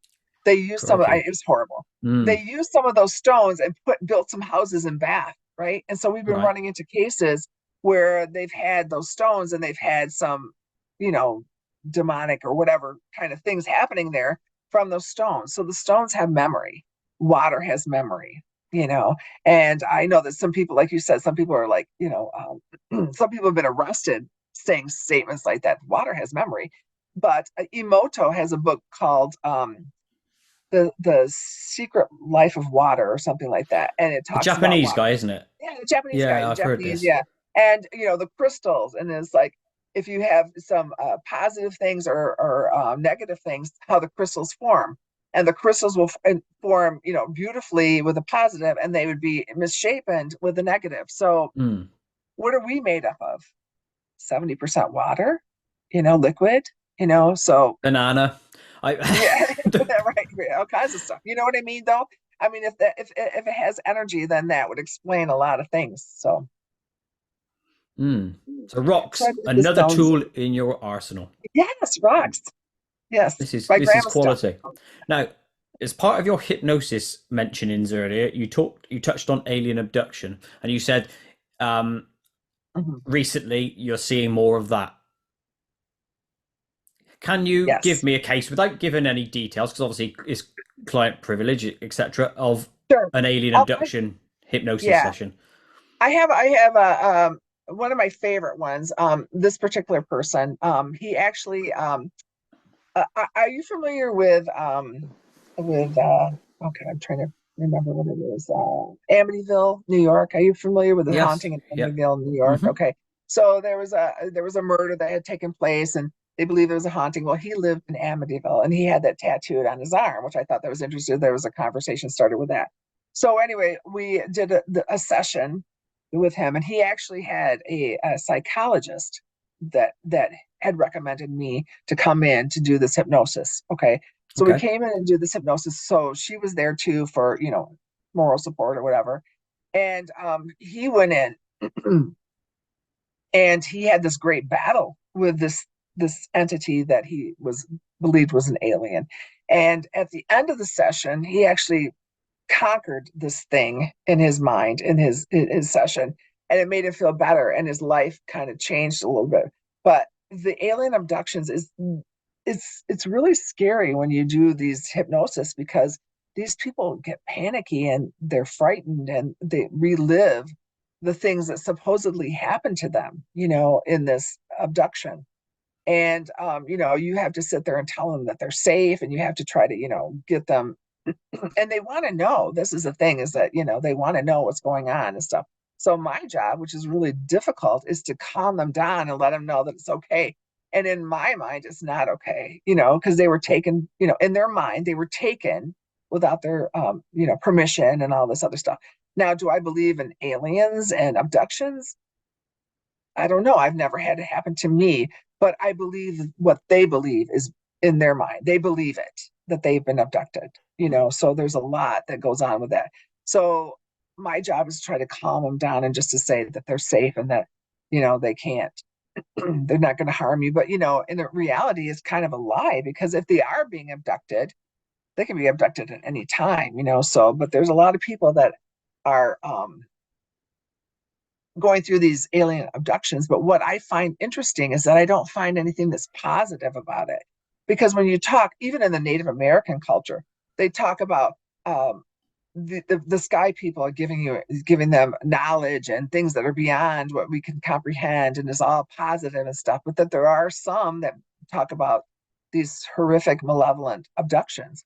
So, but in my work, I have not met anyone who said, "Hey, I met these aliens and they were cool," and so it's kind of interesting. How many have you come across? I've had about 10 patients, or clients. I don't call them patients because I'm not a doctor, but 10 clients, about 10 of them. Okay. And I just find, and they're from different walks of life, so there's some that are, different economic, things, different cultural things. And I have yet, and the scenario similar. You know what I mean? Like their scenarios are similar, but with this the one client that I was telling you about, he fought it. He fought this thing, like in his mind, if he wanted to be triumphant over this, because he felt powerless over this particular thing, that it was happening. But in his mind, he fought it, and that helped him feel like he was a man again, or he could survive this in some way. So I thought that was very interesting. So you're saying there's a common thread going through these 10 cases, say, right? On Mhm. the whole. Are they Mhm. saying it's a flesh and blood scenario, or is it a metaphysical thing going on somewhere No, in whatever they dimension? believe that it happened to them. A They believe physical that thing. it was a physical thing, and they're screaming, and you know what I mean. There's some screams and stuff like that that go along with that. Um, I mean, there's always a distress, like they're antsy in their seats, and it's always a distress type thing. And it's not my favorite thing to do, but they And want what to know. commonalities do you get about the aliens themselves out of this? It usually happens, in their childhood. It happened at a young age. Another thing that is common is that they never told anyone about it. And the other things are the physical stuff, like the poking and prodding, long needles in the body, frightening, strapped down, almond-eyed face, or even insect face. There's different, the aliens themselves, they describe them a little differently each time. But it's usually, they're frightened, you know what I mean? And I think, and they feel hopeless and helpless because they didn't want it. So, And how does this sit in your mind, right? Knowing that you're hearing the same, roughly the same story, barring slightly different um, details here and there, across mhm, different cultures, different financial backgrounds, basically 10 different people telling right. you almost the same story. Yes. How does that sit in your mind? Does that then you think, Christ, this has to be true? Or Right. there's a Right. weird, strange mass delusion going on across the spectrum? Right. What's it telling you? Because, well, it's like it scares me. I'll be really honest. It does Mm. scare me. I don't, like, I don't want this to be true. But yeah, I mean, the thing is that no one looks at it. No one of credentials will look at these things and help. I mean, these people, fortunately, this particular psychologist worked with them, which is great. But yeah, it scares me, and I do believe, I, I don't want to believe, but I do believe it's true because it's 10. I mean, there's only a 10. That's only 10 samplings, but I mean, how coincidental is that? Yeah, and you're just one of countless people that will have done hypnosis sessions where you had X amount of these people. Other guests of mine have said the same thing, which tells you there's a larger world here. Um, it's an interesting one and one that you could seriously spend all day speculating on, isn't Right, it? because if it wasn't true, if they weren't abducted, what are they seeing? What are they remembering? Why do they all have the same? I mean, if you had the same people from the same family, yeah, they've told the story or something. But if you have Yes. different people from different people that don't even know each other, why are they telling this the same scenario of this? So yeah. Yes. Yeah, it is But strange. again, I've run into people that that believe in, they've had these encounters of spiritual beings, like in Egypt and things like that. And they're just like, oh, kumbaya and all that stuff. And I'm like, okay, but they don't want me to hypnotize them. So it's like, come here, let me hypnotize you. I'd like to see exactly what's happening. But, maybe that's the way they cope, and you do see these things on TV too, these different people that, maybe they just want to be on TV, I guess. And they're sitting there going, yeah, we can communicate with them and they're not here to harm us and blah, blah, blah. And I don't know, the message isn't telling me that they're harming us because those people are surviving, but what are they doing? I don't know. That's the thing. It's experimental, experiments of some sort, but for what reason, I don't know. And they can't seem to get that answer out for me either. No, and I want the answer, but I don't think we're Yeah, going to I get know. it. How do we get that? Yeah. Yeah. So, Cool. Let's move on from your Reiki work and your psychic work that are standalone, but now let's move into the ghost hunting and demon hunting realm, so to speak. So, first question on this topic will be: do you attend all hunts that Joe goes on, or are you only invited on specific cases? well, in the beginning, I didn't go because I didn't want to go, but his team, they kind of, in this kind of area, people kind of come and go, so because who wants to hunt, demons or whatever. But yeah, I didn't go. Most of the I didn't go in the beginning to all his ghosts. I mean, he has like years of ghost hunting experience before me, but I did have a little ragtag team of ghost hunters that I did before I met him, because I'm metaphysical, so it's like Hmm. we had a team of psychics that would go and do these ghost things and all that stuff. But you know, not that often or whatever, because we did it for money, and stuff. Mm. So it's like people don't want to pay for you to go to their house sometimes and ghost hunt. And now I don't do it for money, but so I did do some ghost hunting, but I had no experience. I mean, not a lot of experience in it. But with Joe, it was very, I learned a lot from him because he does have a great scientific view of things. Mm. But I do all the demon hunts with him now, of course, because I have to get the names and all that stuff. But I am part of the team. So yeah, You are the linchpin of the team, are you the not? linchpin of the team. Yeah, that's That me. means you should get majority of the money, should there be Yeah, any. well, we don't do it for money anymore. We don't do it. People. I mean, Fair really, play.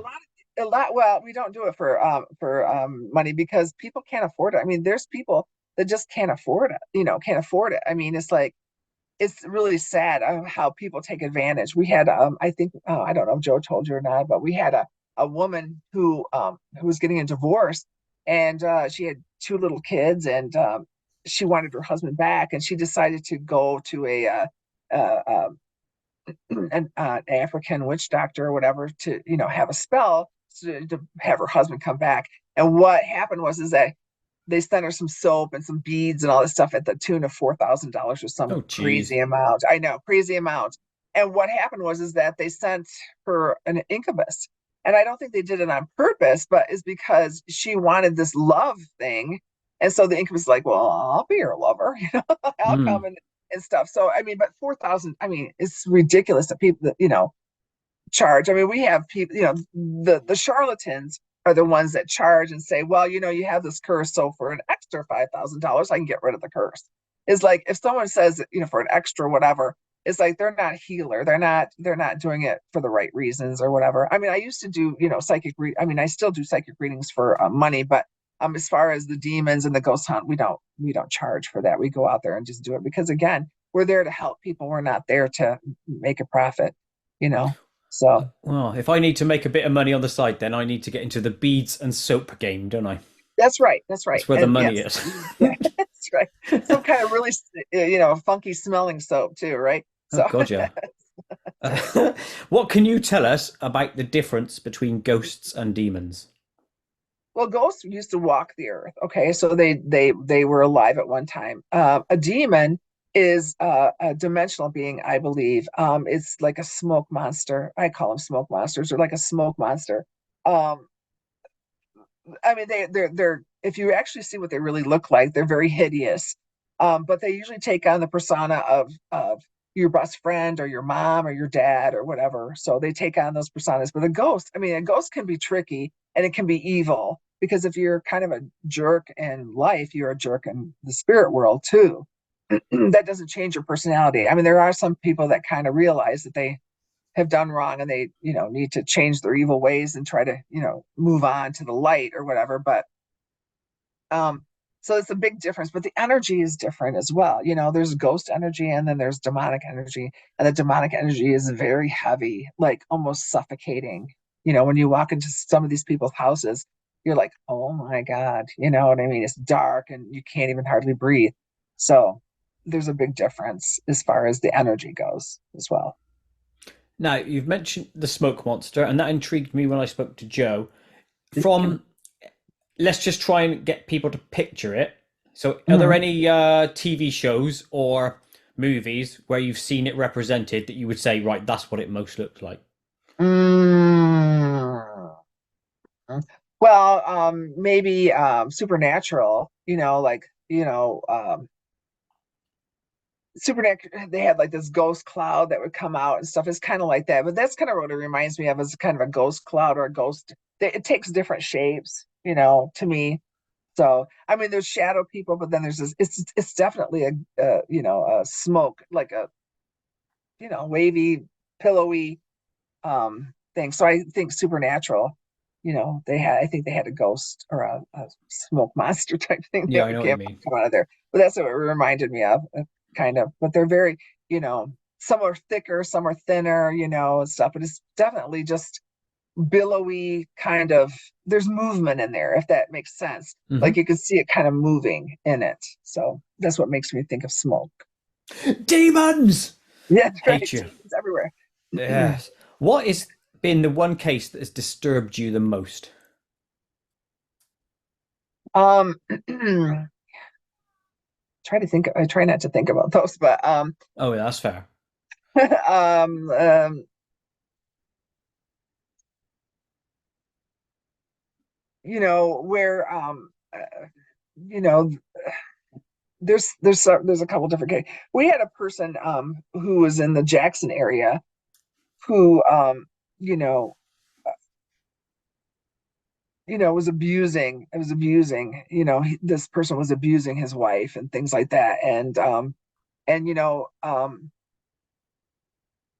there was demonic there, but I think there was other things that were going on too. But once we got rid of the demonic, that seemed to help, and he started crying, and it was very emotional and all that stuff. But it's just that he was beating on his wife and doing all these horrific things, and the demons were involved. But afterwards, we always say afterwards. Your family has gone through a traumatic thing. You guys might want to seek some professional help, um, you know, to get yourself through this. So that was the main thing, is that this woman was, you could just tell how broken she was about her husband doing these things that he had done to her, and stuff. So, and again, there's demonic, but then was there a personality that he was a wife beater to begin with? So that's why it's important that once we got rid of that, that they get help in their marriage and all that stuff too. But yeah, it's I always hate it when children are involved and that kind of stuff. So it's like there are times when you go in and these people, they don't have anything and then they have to deal with this on top of it. it's really rough, sometimes. So if we can get in So, there and help, it's good. yeah, of course. And that raises another interesting question, which is to say, are people that act horribly in that way, let's go abuse, right? Let's just take that as a scenario. Mhm. Do you think people will do that of their own accord, or do you think most people that are doing the really hideous things have an attachment to them? Well, I think there's a tendency there. Okay, so what this is what people think is that, you can't, okay. So like in hypnosis, we always say, I can't make you quack like a duck unless you would do it anyway. I can't make you jump on the table and dance unless you would have a tendency to do that anyway. So I believe that they have a tendency to do it anyway. That was just a, a, a push that made them do it, Hmm. more than others. So yeah. And there are some people who are inherently evil. That doesn't necessarily mean that there's demonic involved. They'd like to use that as an excuse, because if you have a reason why you're doing these things, let's blame let's blame the demon. But Hmm. yeah, it no, I think there's people that are inherently bad, and they're if they wouldn't do it unless they had a tendency to do it anyway. So Sure. No, that makes sense. A little push here and there, the right, word in their right, ear, that sort of thing. right, right. Okay, cool. Well, not cool, but it is what it is. Yeah, right. So, from a Native American perspective, then, Mhm. what do they, or you, indeed you, say about ghosts and demons in general? And is there a conflict with how you see things as a hunter? Well, ghosts are very, Native Americans are very into ghosts. I mean, we have a ghost dance that we represent. We put ourselves in a trance, and we visit, our ancestors and how things used to be. Okay, with the Okay. bisons and all that stuff. So that's a big thing. So spirit, we talk to spirit world all the time. So that's something that Native Americans do all the time.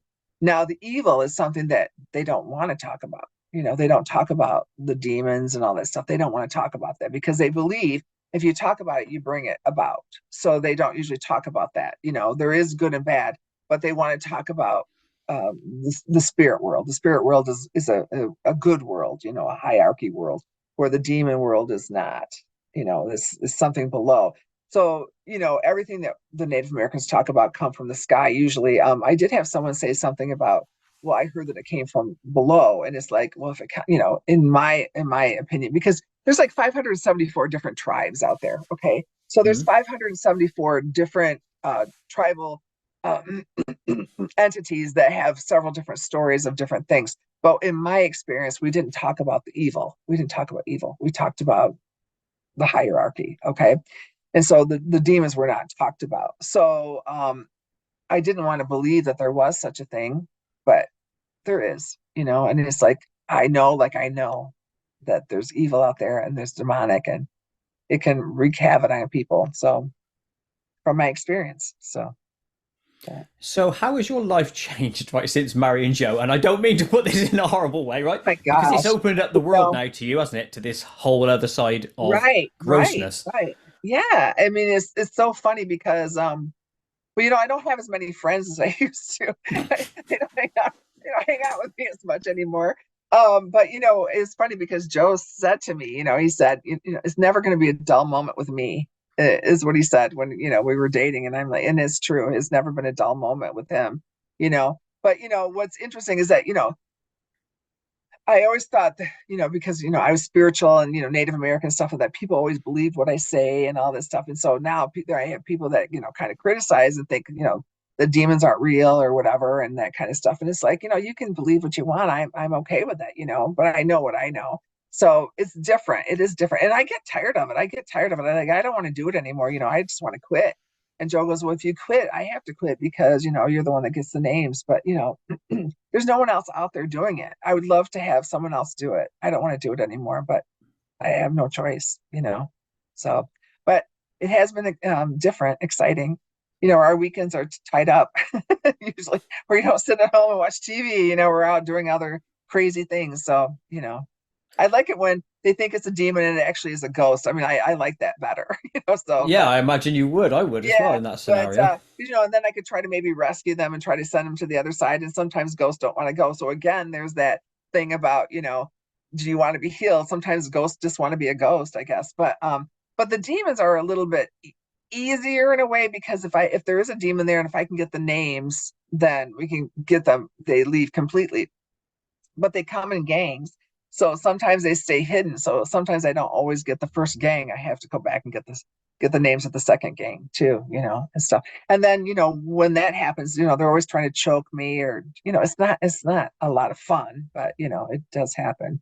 But as far as the binding procedure goes, Joe goes and does that by himself because I don't want to be a part of that because if I'm standing there, I'm vulnerable to the negative energy that comes in. But yeah, it's a it's an interesting life for sure. But I got several books and stuff. I mean, I got a podcast now that calls Wife of a Demon Hunter, so there you go. But I'm writing a book called The Wife of a Ghost Hunter because I figured the ghost hunting book would probably go first because people don't want to learn about the demonic until later. But I mean, the wife of a ghost hunter, the wife of a demon hunter, the wife of a Bigfoot hunter, so I have a series of things that go on. So Yeah, well, one thing you said there is pertinent is that it is an interesting life and it isn't the normal. So you've got right, that in your favor in a way, right, because you could just be one of those people who sit on the couch and just watch TV all the time right, and right, then not have the exactly. experiences. So you do have that in your favor. Now, one final question before we move on to the random stuff. Do you believe or have you heard in life contracts, soul contracts? You mean like making a contract with the devil? No, Yeah, not with I've the heard. devil, but with before you come into this existence, you've made I a see what you're contract with a saying. Oh, soul sure, sure, group. sure. Yeah, yes, I've heard of that too. Yes, that what you've already decided your fate ahead of time. You made a In contract with that. essence, yes, you've Yeah, yeah, arranged your life now right, as right. you. Mhm. Do you believe in that, and do you think you made a wise choice doing this stuff? All right. No, I'm not. I mean, I've heard of it, but I'm not. I'm not a big believer of that, because I think you can change your thinking. Thinking Hmm. can be changed. You can change your paradigm if you choose to. Some people don't want to, but I really believe that you can change because I have evolved, throughout my life. My 60 some years of life. I've done different things. I mean, who would have thought? When I'm in my 20s, I'd be fighting demons in my 60s. So yeah, I mean, I think this is different. Everything is different. And I think that you can change it up. Everything can be changed. So I think that's an excuse sometimes. People use an excuse for to behave badly. It's like, well, it's in my, It's in my I made this path. Yeah, deal. yeah. I made this deal, so this is how it's got to be. No, no, no. You can change it up. Sometimes people don't want to change it up. I mean, even abusers will stay with their abuser because it's familiar, because they're afraid of Of the change. unknown. Mm. So yeah, I don't believe in that. So I don't know. No, that's Do you fair. think you do you think you did? I'm interested in the concept. I don't know what to think about it because Yeah. when I had this conversation with other people, I can see the positives and I can see negatives. But when I talked to my sister-in-law at a meal we were at about a month ago, we were discussing this topic, and someone in my family had a really bad illness, right? And then Mhm. it brings up the thought, well, why would you sign up to bring that suffering in on purpose? Right. Why? I don't understand it. And there's constant suffering everywhere in this world. Why are we volunteering for it? I don't understand that part. Mhm. It's just a hard one to reconcile for me, Right. so I Well, I don't mean, know. in the Buddhist beliefs, is karma. It's like if you're, the karma, the wheel of life. So that's interesting too. And to think that, that has something to do with it. It's like, I don't know. It's like it just seems very, kind of cruel in a way that you would sign a contract and say, well, yeah, you're gonna be murdered later on, you're gonna be kidnapped and Yeah. tortured and murdered. Yeah, where do I sign? So I Yeah. don't know. I don't Yeah. like the concept of that, but then maybe that is me thinking as me as a human. That's the only way I can I know. So justify it. is there, yeah, but there's lessons. Supposedly people have to do certain things to get to a certain thing. I don't know, but it's like it's really if you think about it, it's pretty complicated to figure it all out. Why we would do the things that we do. And it would be hard to think that the end of something would be a great beginning for something else, depending on how that looks. Does So tend to be the case though, doesn't it? Because you think, oh, I don't like change, I don't like change, I don't like change. And then when you do say change a job, as an example, you find out, right, oh, why didn't I do that ages ago? And now I'm doing all these right, amazing things. So exactly. Yeah, yeah. there are positives. Okay, one final thought before we move on to the random stuff, which is when you were at career day at school, you never mentioned then, did it, you were going to be a demon hunter, did you? No, I didn't. No, I didn't know what that was actually. No, no. You want to know what I thought I wanted to be? Go on. I wanted to be an actress and a singer. I can't sing and I can't act, but that's what I wanted to do. And then my parents kind of took me by the hand and said, "You might want to think about something else, Might want something to where you can think make about. some money." Yeah, yeah. Yeah, You might yeah. want to think about eating. Yeah, I'm like, okay. Yes. Okay, now let's move on to the other topics. We talked about this earlier, but I do want to know if you've ever had a UFO experience yourself. Mm, okay, okay. I'm not sure if it is or not. I was driving home one time and there was this little blue green light that kind of went across, like a little bullet thing that went across once. And I thought, what is that? That was kind of unusual. And one 4th of July, I was up north with my friend, my girlfriend, and there was these little balls of light. There was thunder and these little balls of light, but it was the 4th of July, so we were Hmm. by the lake, and I thought maybe somebody was lighting up something, but she thought maybe it was a UFO. But I really don't think I have. You know what I mean? Like not Yeah, anything that I would know and say for sure that it was. So no, I I'd say agree with you. I think anything on a 4th of July date or fireworks night yeah. It's here, like you couldn't really say is because it right could be anything. And the other reflection. one to me sounds like a meteor, but it might not have been. Yeah, I know, right? I don't know. That's Hmm. what I'm saying. So those are the only two things that stuck out in my head. But no, I've never encountered a UFO. I don't believe so. Okay, which leads me on to the question I ask everyone. What is what strange thing or things have happened to you? Now, obviously, you have to discount all the psychometry and demony I was stuff. gonna say, yeah, like you say, demon, ghost, and Bigfoot, something other than that. Yeah, Okay, let's let me go different see. to those. Anything weird? Uh, um, uh, well, I did have a wolf encounter. That might be Go for it. Go considered on. wolf. Yeah, go Yeah, for wolf that. encounter. Okay, so up in Michigan, up in the UP or up in Michigan, we have a lot of trees and deer. I mean, like we have cities, of course, Detroit, Grand Rapids, all that. But if you get closer up, because we're the only state that you can show what things are right here. So this is Okay. Michigan, right? So up in this area right here is a lot of trees and national forests and all that stuff. So you have our highways, and then there's usually like a medium in there that's full of trees as well. And then there's a little area where the cops kind of go, to give you tickets or whatever. Hmm. So my father was actually in hospice and he was dying, and I knew that, but I had to take one of my friends home up north. Okay. And so I had just left my father and I was driving up to take care of to drop my friend off. And all of a sudden, like, because there's a lot of vast woods there and stuff, you don't see a lot of animals because they're all in the forest part, right? Hmm. And wolves especially.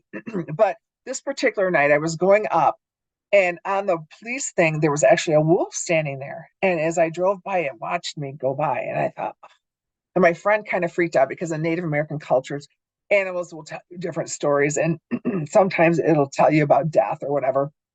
But what you have to understand is that if you see something like that, it doesn't mean the death of you. Sorry, I got my. No, go for It it. means the death of somebody else. Oh no. But my father was already in hospice, so I thought, okay, this wolf, which is really crazy to see at this place, is telling me that my father's going to die. Okay, great, I understand it. Got it.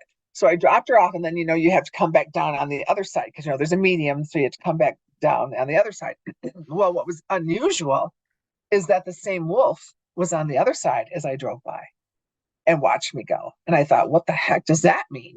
So I saw it once, but now I saw it twice. Well, my father did pass away, but 2 weeks later, who's my ex now, but father-in-law had passed away. So he was telling me that two people were dying. So in the Native American culture, wolves represent family and, head of the household and all that stuff. So that was kind of a strange thing that happened to me out in the ethers. So Sure. No, that it's a good one. I've not heard a story like that before, so it's nice to have one like good. that. Okay, so Dorinda, we are now entering the Koit zone. Koit Zone! Now, in the Koit zone, I will ask you random questions. You might have seen it if you watched the Joe episode I sent over. So they're all meant in good jest. Some are serious, some are not. So let's Okay. just give as much or as little answers as you want. So, Okay. what's your favorite weather? Sunny. sunny, warm, 70 degrees. The good stuff. Mhm. Yeah, I'm of that persuasion myself.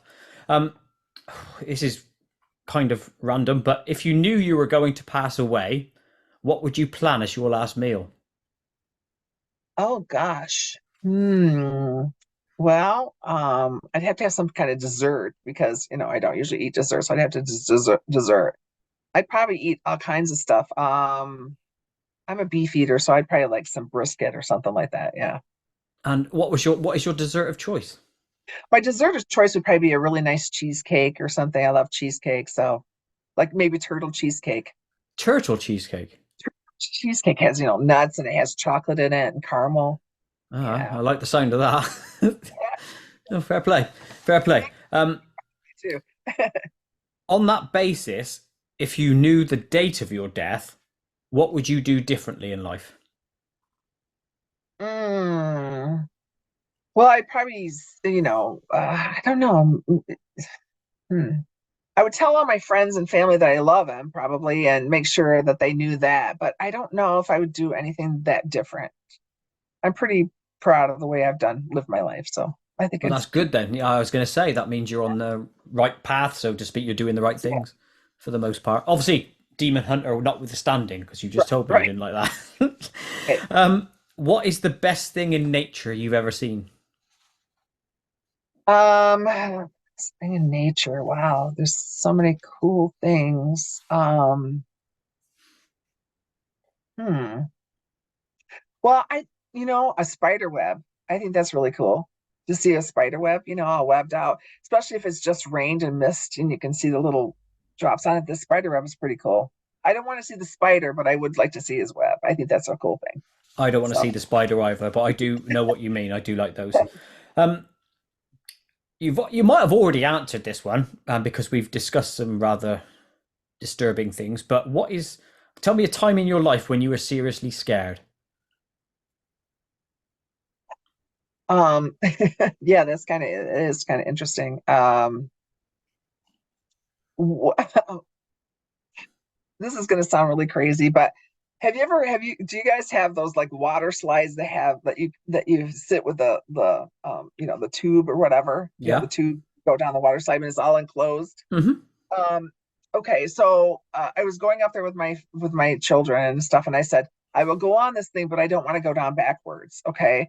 Well, I ended up going down backwards and I was screaming the whole time. And it has handles on it and stuff. And I'm Yeah. screaming the whole time, and my kids are like, Mom, calm down, calm down. But anyway, when I got out of the to the bottom, I had ripped the handles off the tube. I was so scared. Oh, So cry. yeah, I don't want to go down those things backwards. So that was the scariest thing. I thought I was going to die. I honestly thought I was going to die there. Yes. Drowned and die. Yes. Yeah, yeah. That scares me as well because I can't swim, so I wouldn't necessarily Yeah, do that'd be that. even worse. Yeah. And it's Yeah. dark. Oh, no, no. No, sod that. We ain't doing that. Yeah. What would you say is your best trait? Um, uh, Gosh, there's so many. Um, Yeah, scroll. the list is so long. I don't know. I guess, taking people for what they are, just, enjoying people for what they are, not, judging and questioning, just take them for what they are. I guess that would be a good quality. Cool, So cool. Brussels sprouts, yes or no?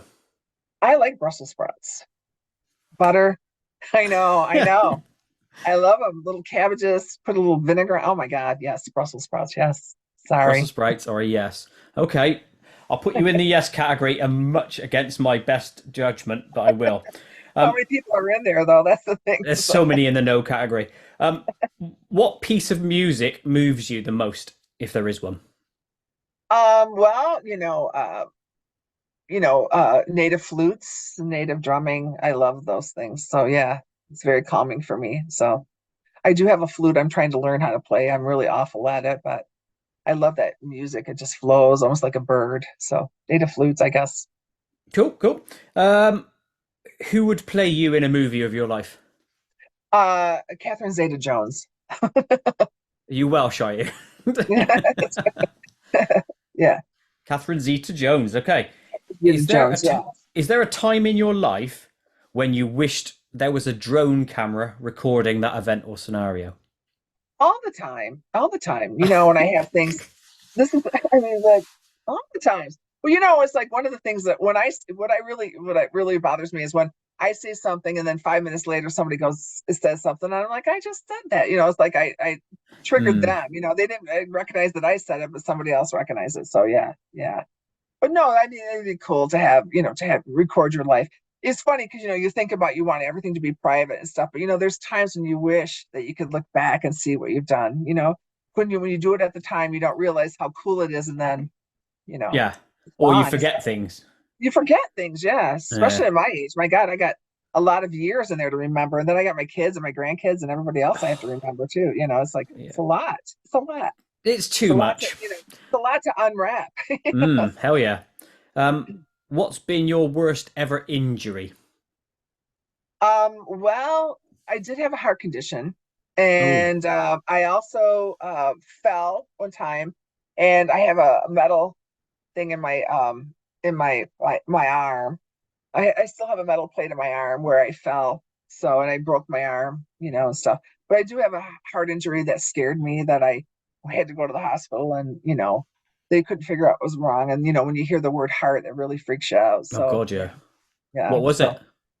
I have a condition. It's called AFib, and I've had ablations and all that stuff. So I don't have the AFib anymore. But because of how long it took to fix it, I have heart failure. So sometimes I Oh, get out of cripes. breath and all that stuff. So Mm. yeah, I mean, it's just something that if I need to lose weight and that'll help. But it's like the heart injury. It just kind of freaked me out. But this arm, I mean, I have the scar there that's been there forever. So that was the first time. And I was an adult when I broke my arm. So it's the first time I ever broke anything. So yeah. That was going to be on my one of the list because I normally ask that question, have you ever broken any bones? So we got to there, even though I didn't ask that There you question. go. So I like it.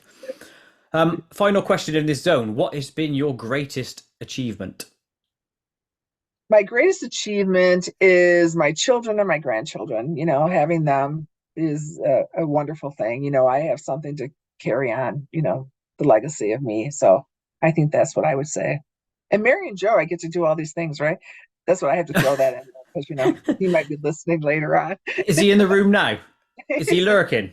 He's like, I don't see him in here, but Okay, so that is the end of the Koit zone.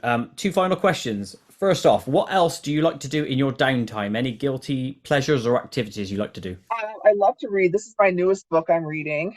You see that? It's The Killing the Killing of the Witches. Witches by Bill O'Reilly, which is interesting because if you're familiar with the movie The Killers of the Flower Moon, it's kind of new. That's new, yeah. I've heard of DiCaprio. it. It's about a Native American. It's a Native American thing. But what's interesting is the things that happen to the witches are similar to what happened to the Osage tribe. And so I find that really interesting, the history of how people treat women and Native Americans and witches and all that stuff. So that's kind of what I'm reading right now. So Okie dokie. So reading is your guilty pleasure. So what reading, yes. is there anything you are currently working on? I'm actually working on a book called The Wife of a Demon, or I'm sorry, The Wife of a Ghost Hunter. I just wrote an ebook on Native American paranormal, which hasn't come out yet, but it's going to be an ebook. So that's kind of what I'm writing on. I would just want to get my story out there, as a Native American, and how paranormal is similar in both, non-natives and natives. So yeah. Are you self-publishing or have you got a publisher lined up I'm going to be already? self-publishing. Joe is the publisher person, but I'm going to self-publish, and stuff. So I think I'm not sure yet. I haven't gotten to that point. The ebook, I think it's going to be self-published. So I'm not sure. Okay, You know, well there's if different, there's different stories about each thing because the publishing, they take all the expense, but they get like almost all your book. You know what I mean? They give you a percentage of your book. When you self-publish, you get a higher percentage. So it's like, what's my motivation? Do I want to get it to more people? How do I do that? So I don't really know yet. So publishing's a nightmare as well because me and Tiff with my mum, she did illustrations. We released a book not long back, and self-publishing is the way to go. I think. yeah, that's what I heard. That's the more modern thing to do. So Yeah, yeah, yeah. I mean, you have to go through that whole publishing of contacting everyone, and then the majority saying no anyway. And then if you're right, lucky to right, get someone to say yes, they give you these crap contracts where they say you have to pay all the marketing costs yourself. So what's the point? You might as well Yes, self-publish anyway. right, right. Well, and Joe, published his book, the secular demons and secular look. That's a publisher and stuff, but they did ask us who do we want to, get the book and stuff. So we did a lot of our own marketing. And every restaurant in my town someone had bought one of the books because I made them. You made them. You should buy this book. Yeah, You will buy this. You will buy this book. Yeah, exactly. So. Well, thank you for. So if I was there, I'd make them buy your book. So if I was there, I'd make people buy you and Tiffany's book. Everywhere we'd go, I'd sit at the restaurant and say, "Do you know that this guy wrote a book?" I am now expecting my sales to go through the roof based on conversations you're going to have in your local restaurants. That's right. That's right. Well, look, let's just put it to bed. Thank you ever so much for appearing to come on KoitCast. I have learnt a lot again today, and you have added another piece to my puzzle in my search for answers. So thank you for that. Thank you for having me. Okay, thank you.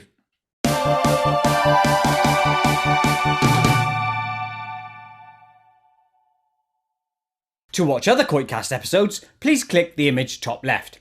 To subscribe to my channel, please click the image top right. Please like and share to help KoitCast grow, and most importantly of all, please click the notification bell so you never miss an upload.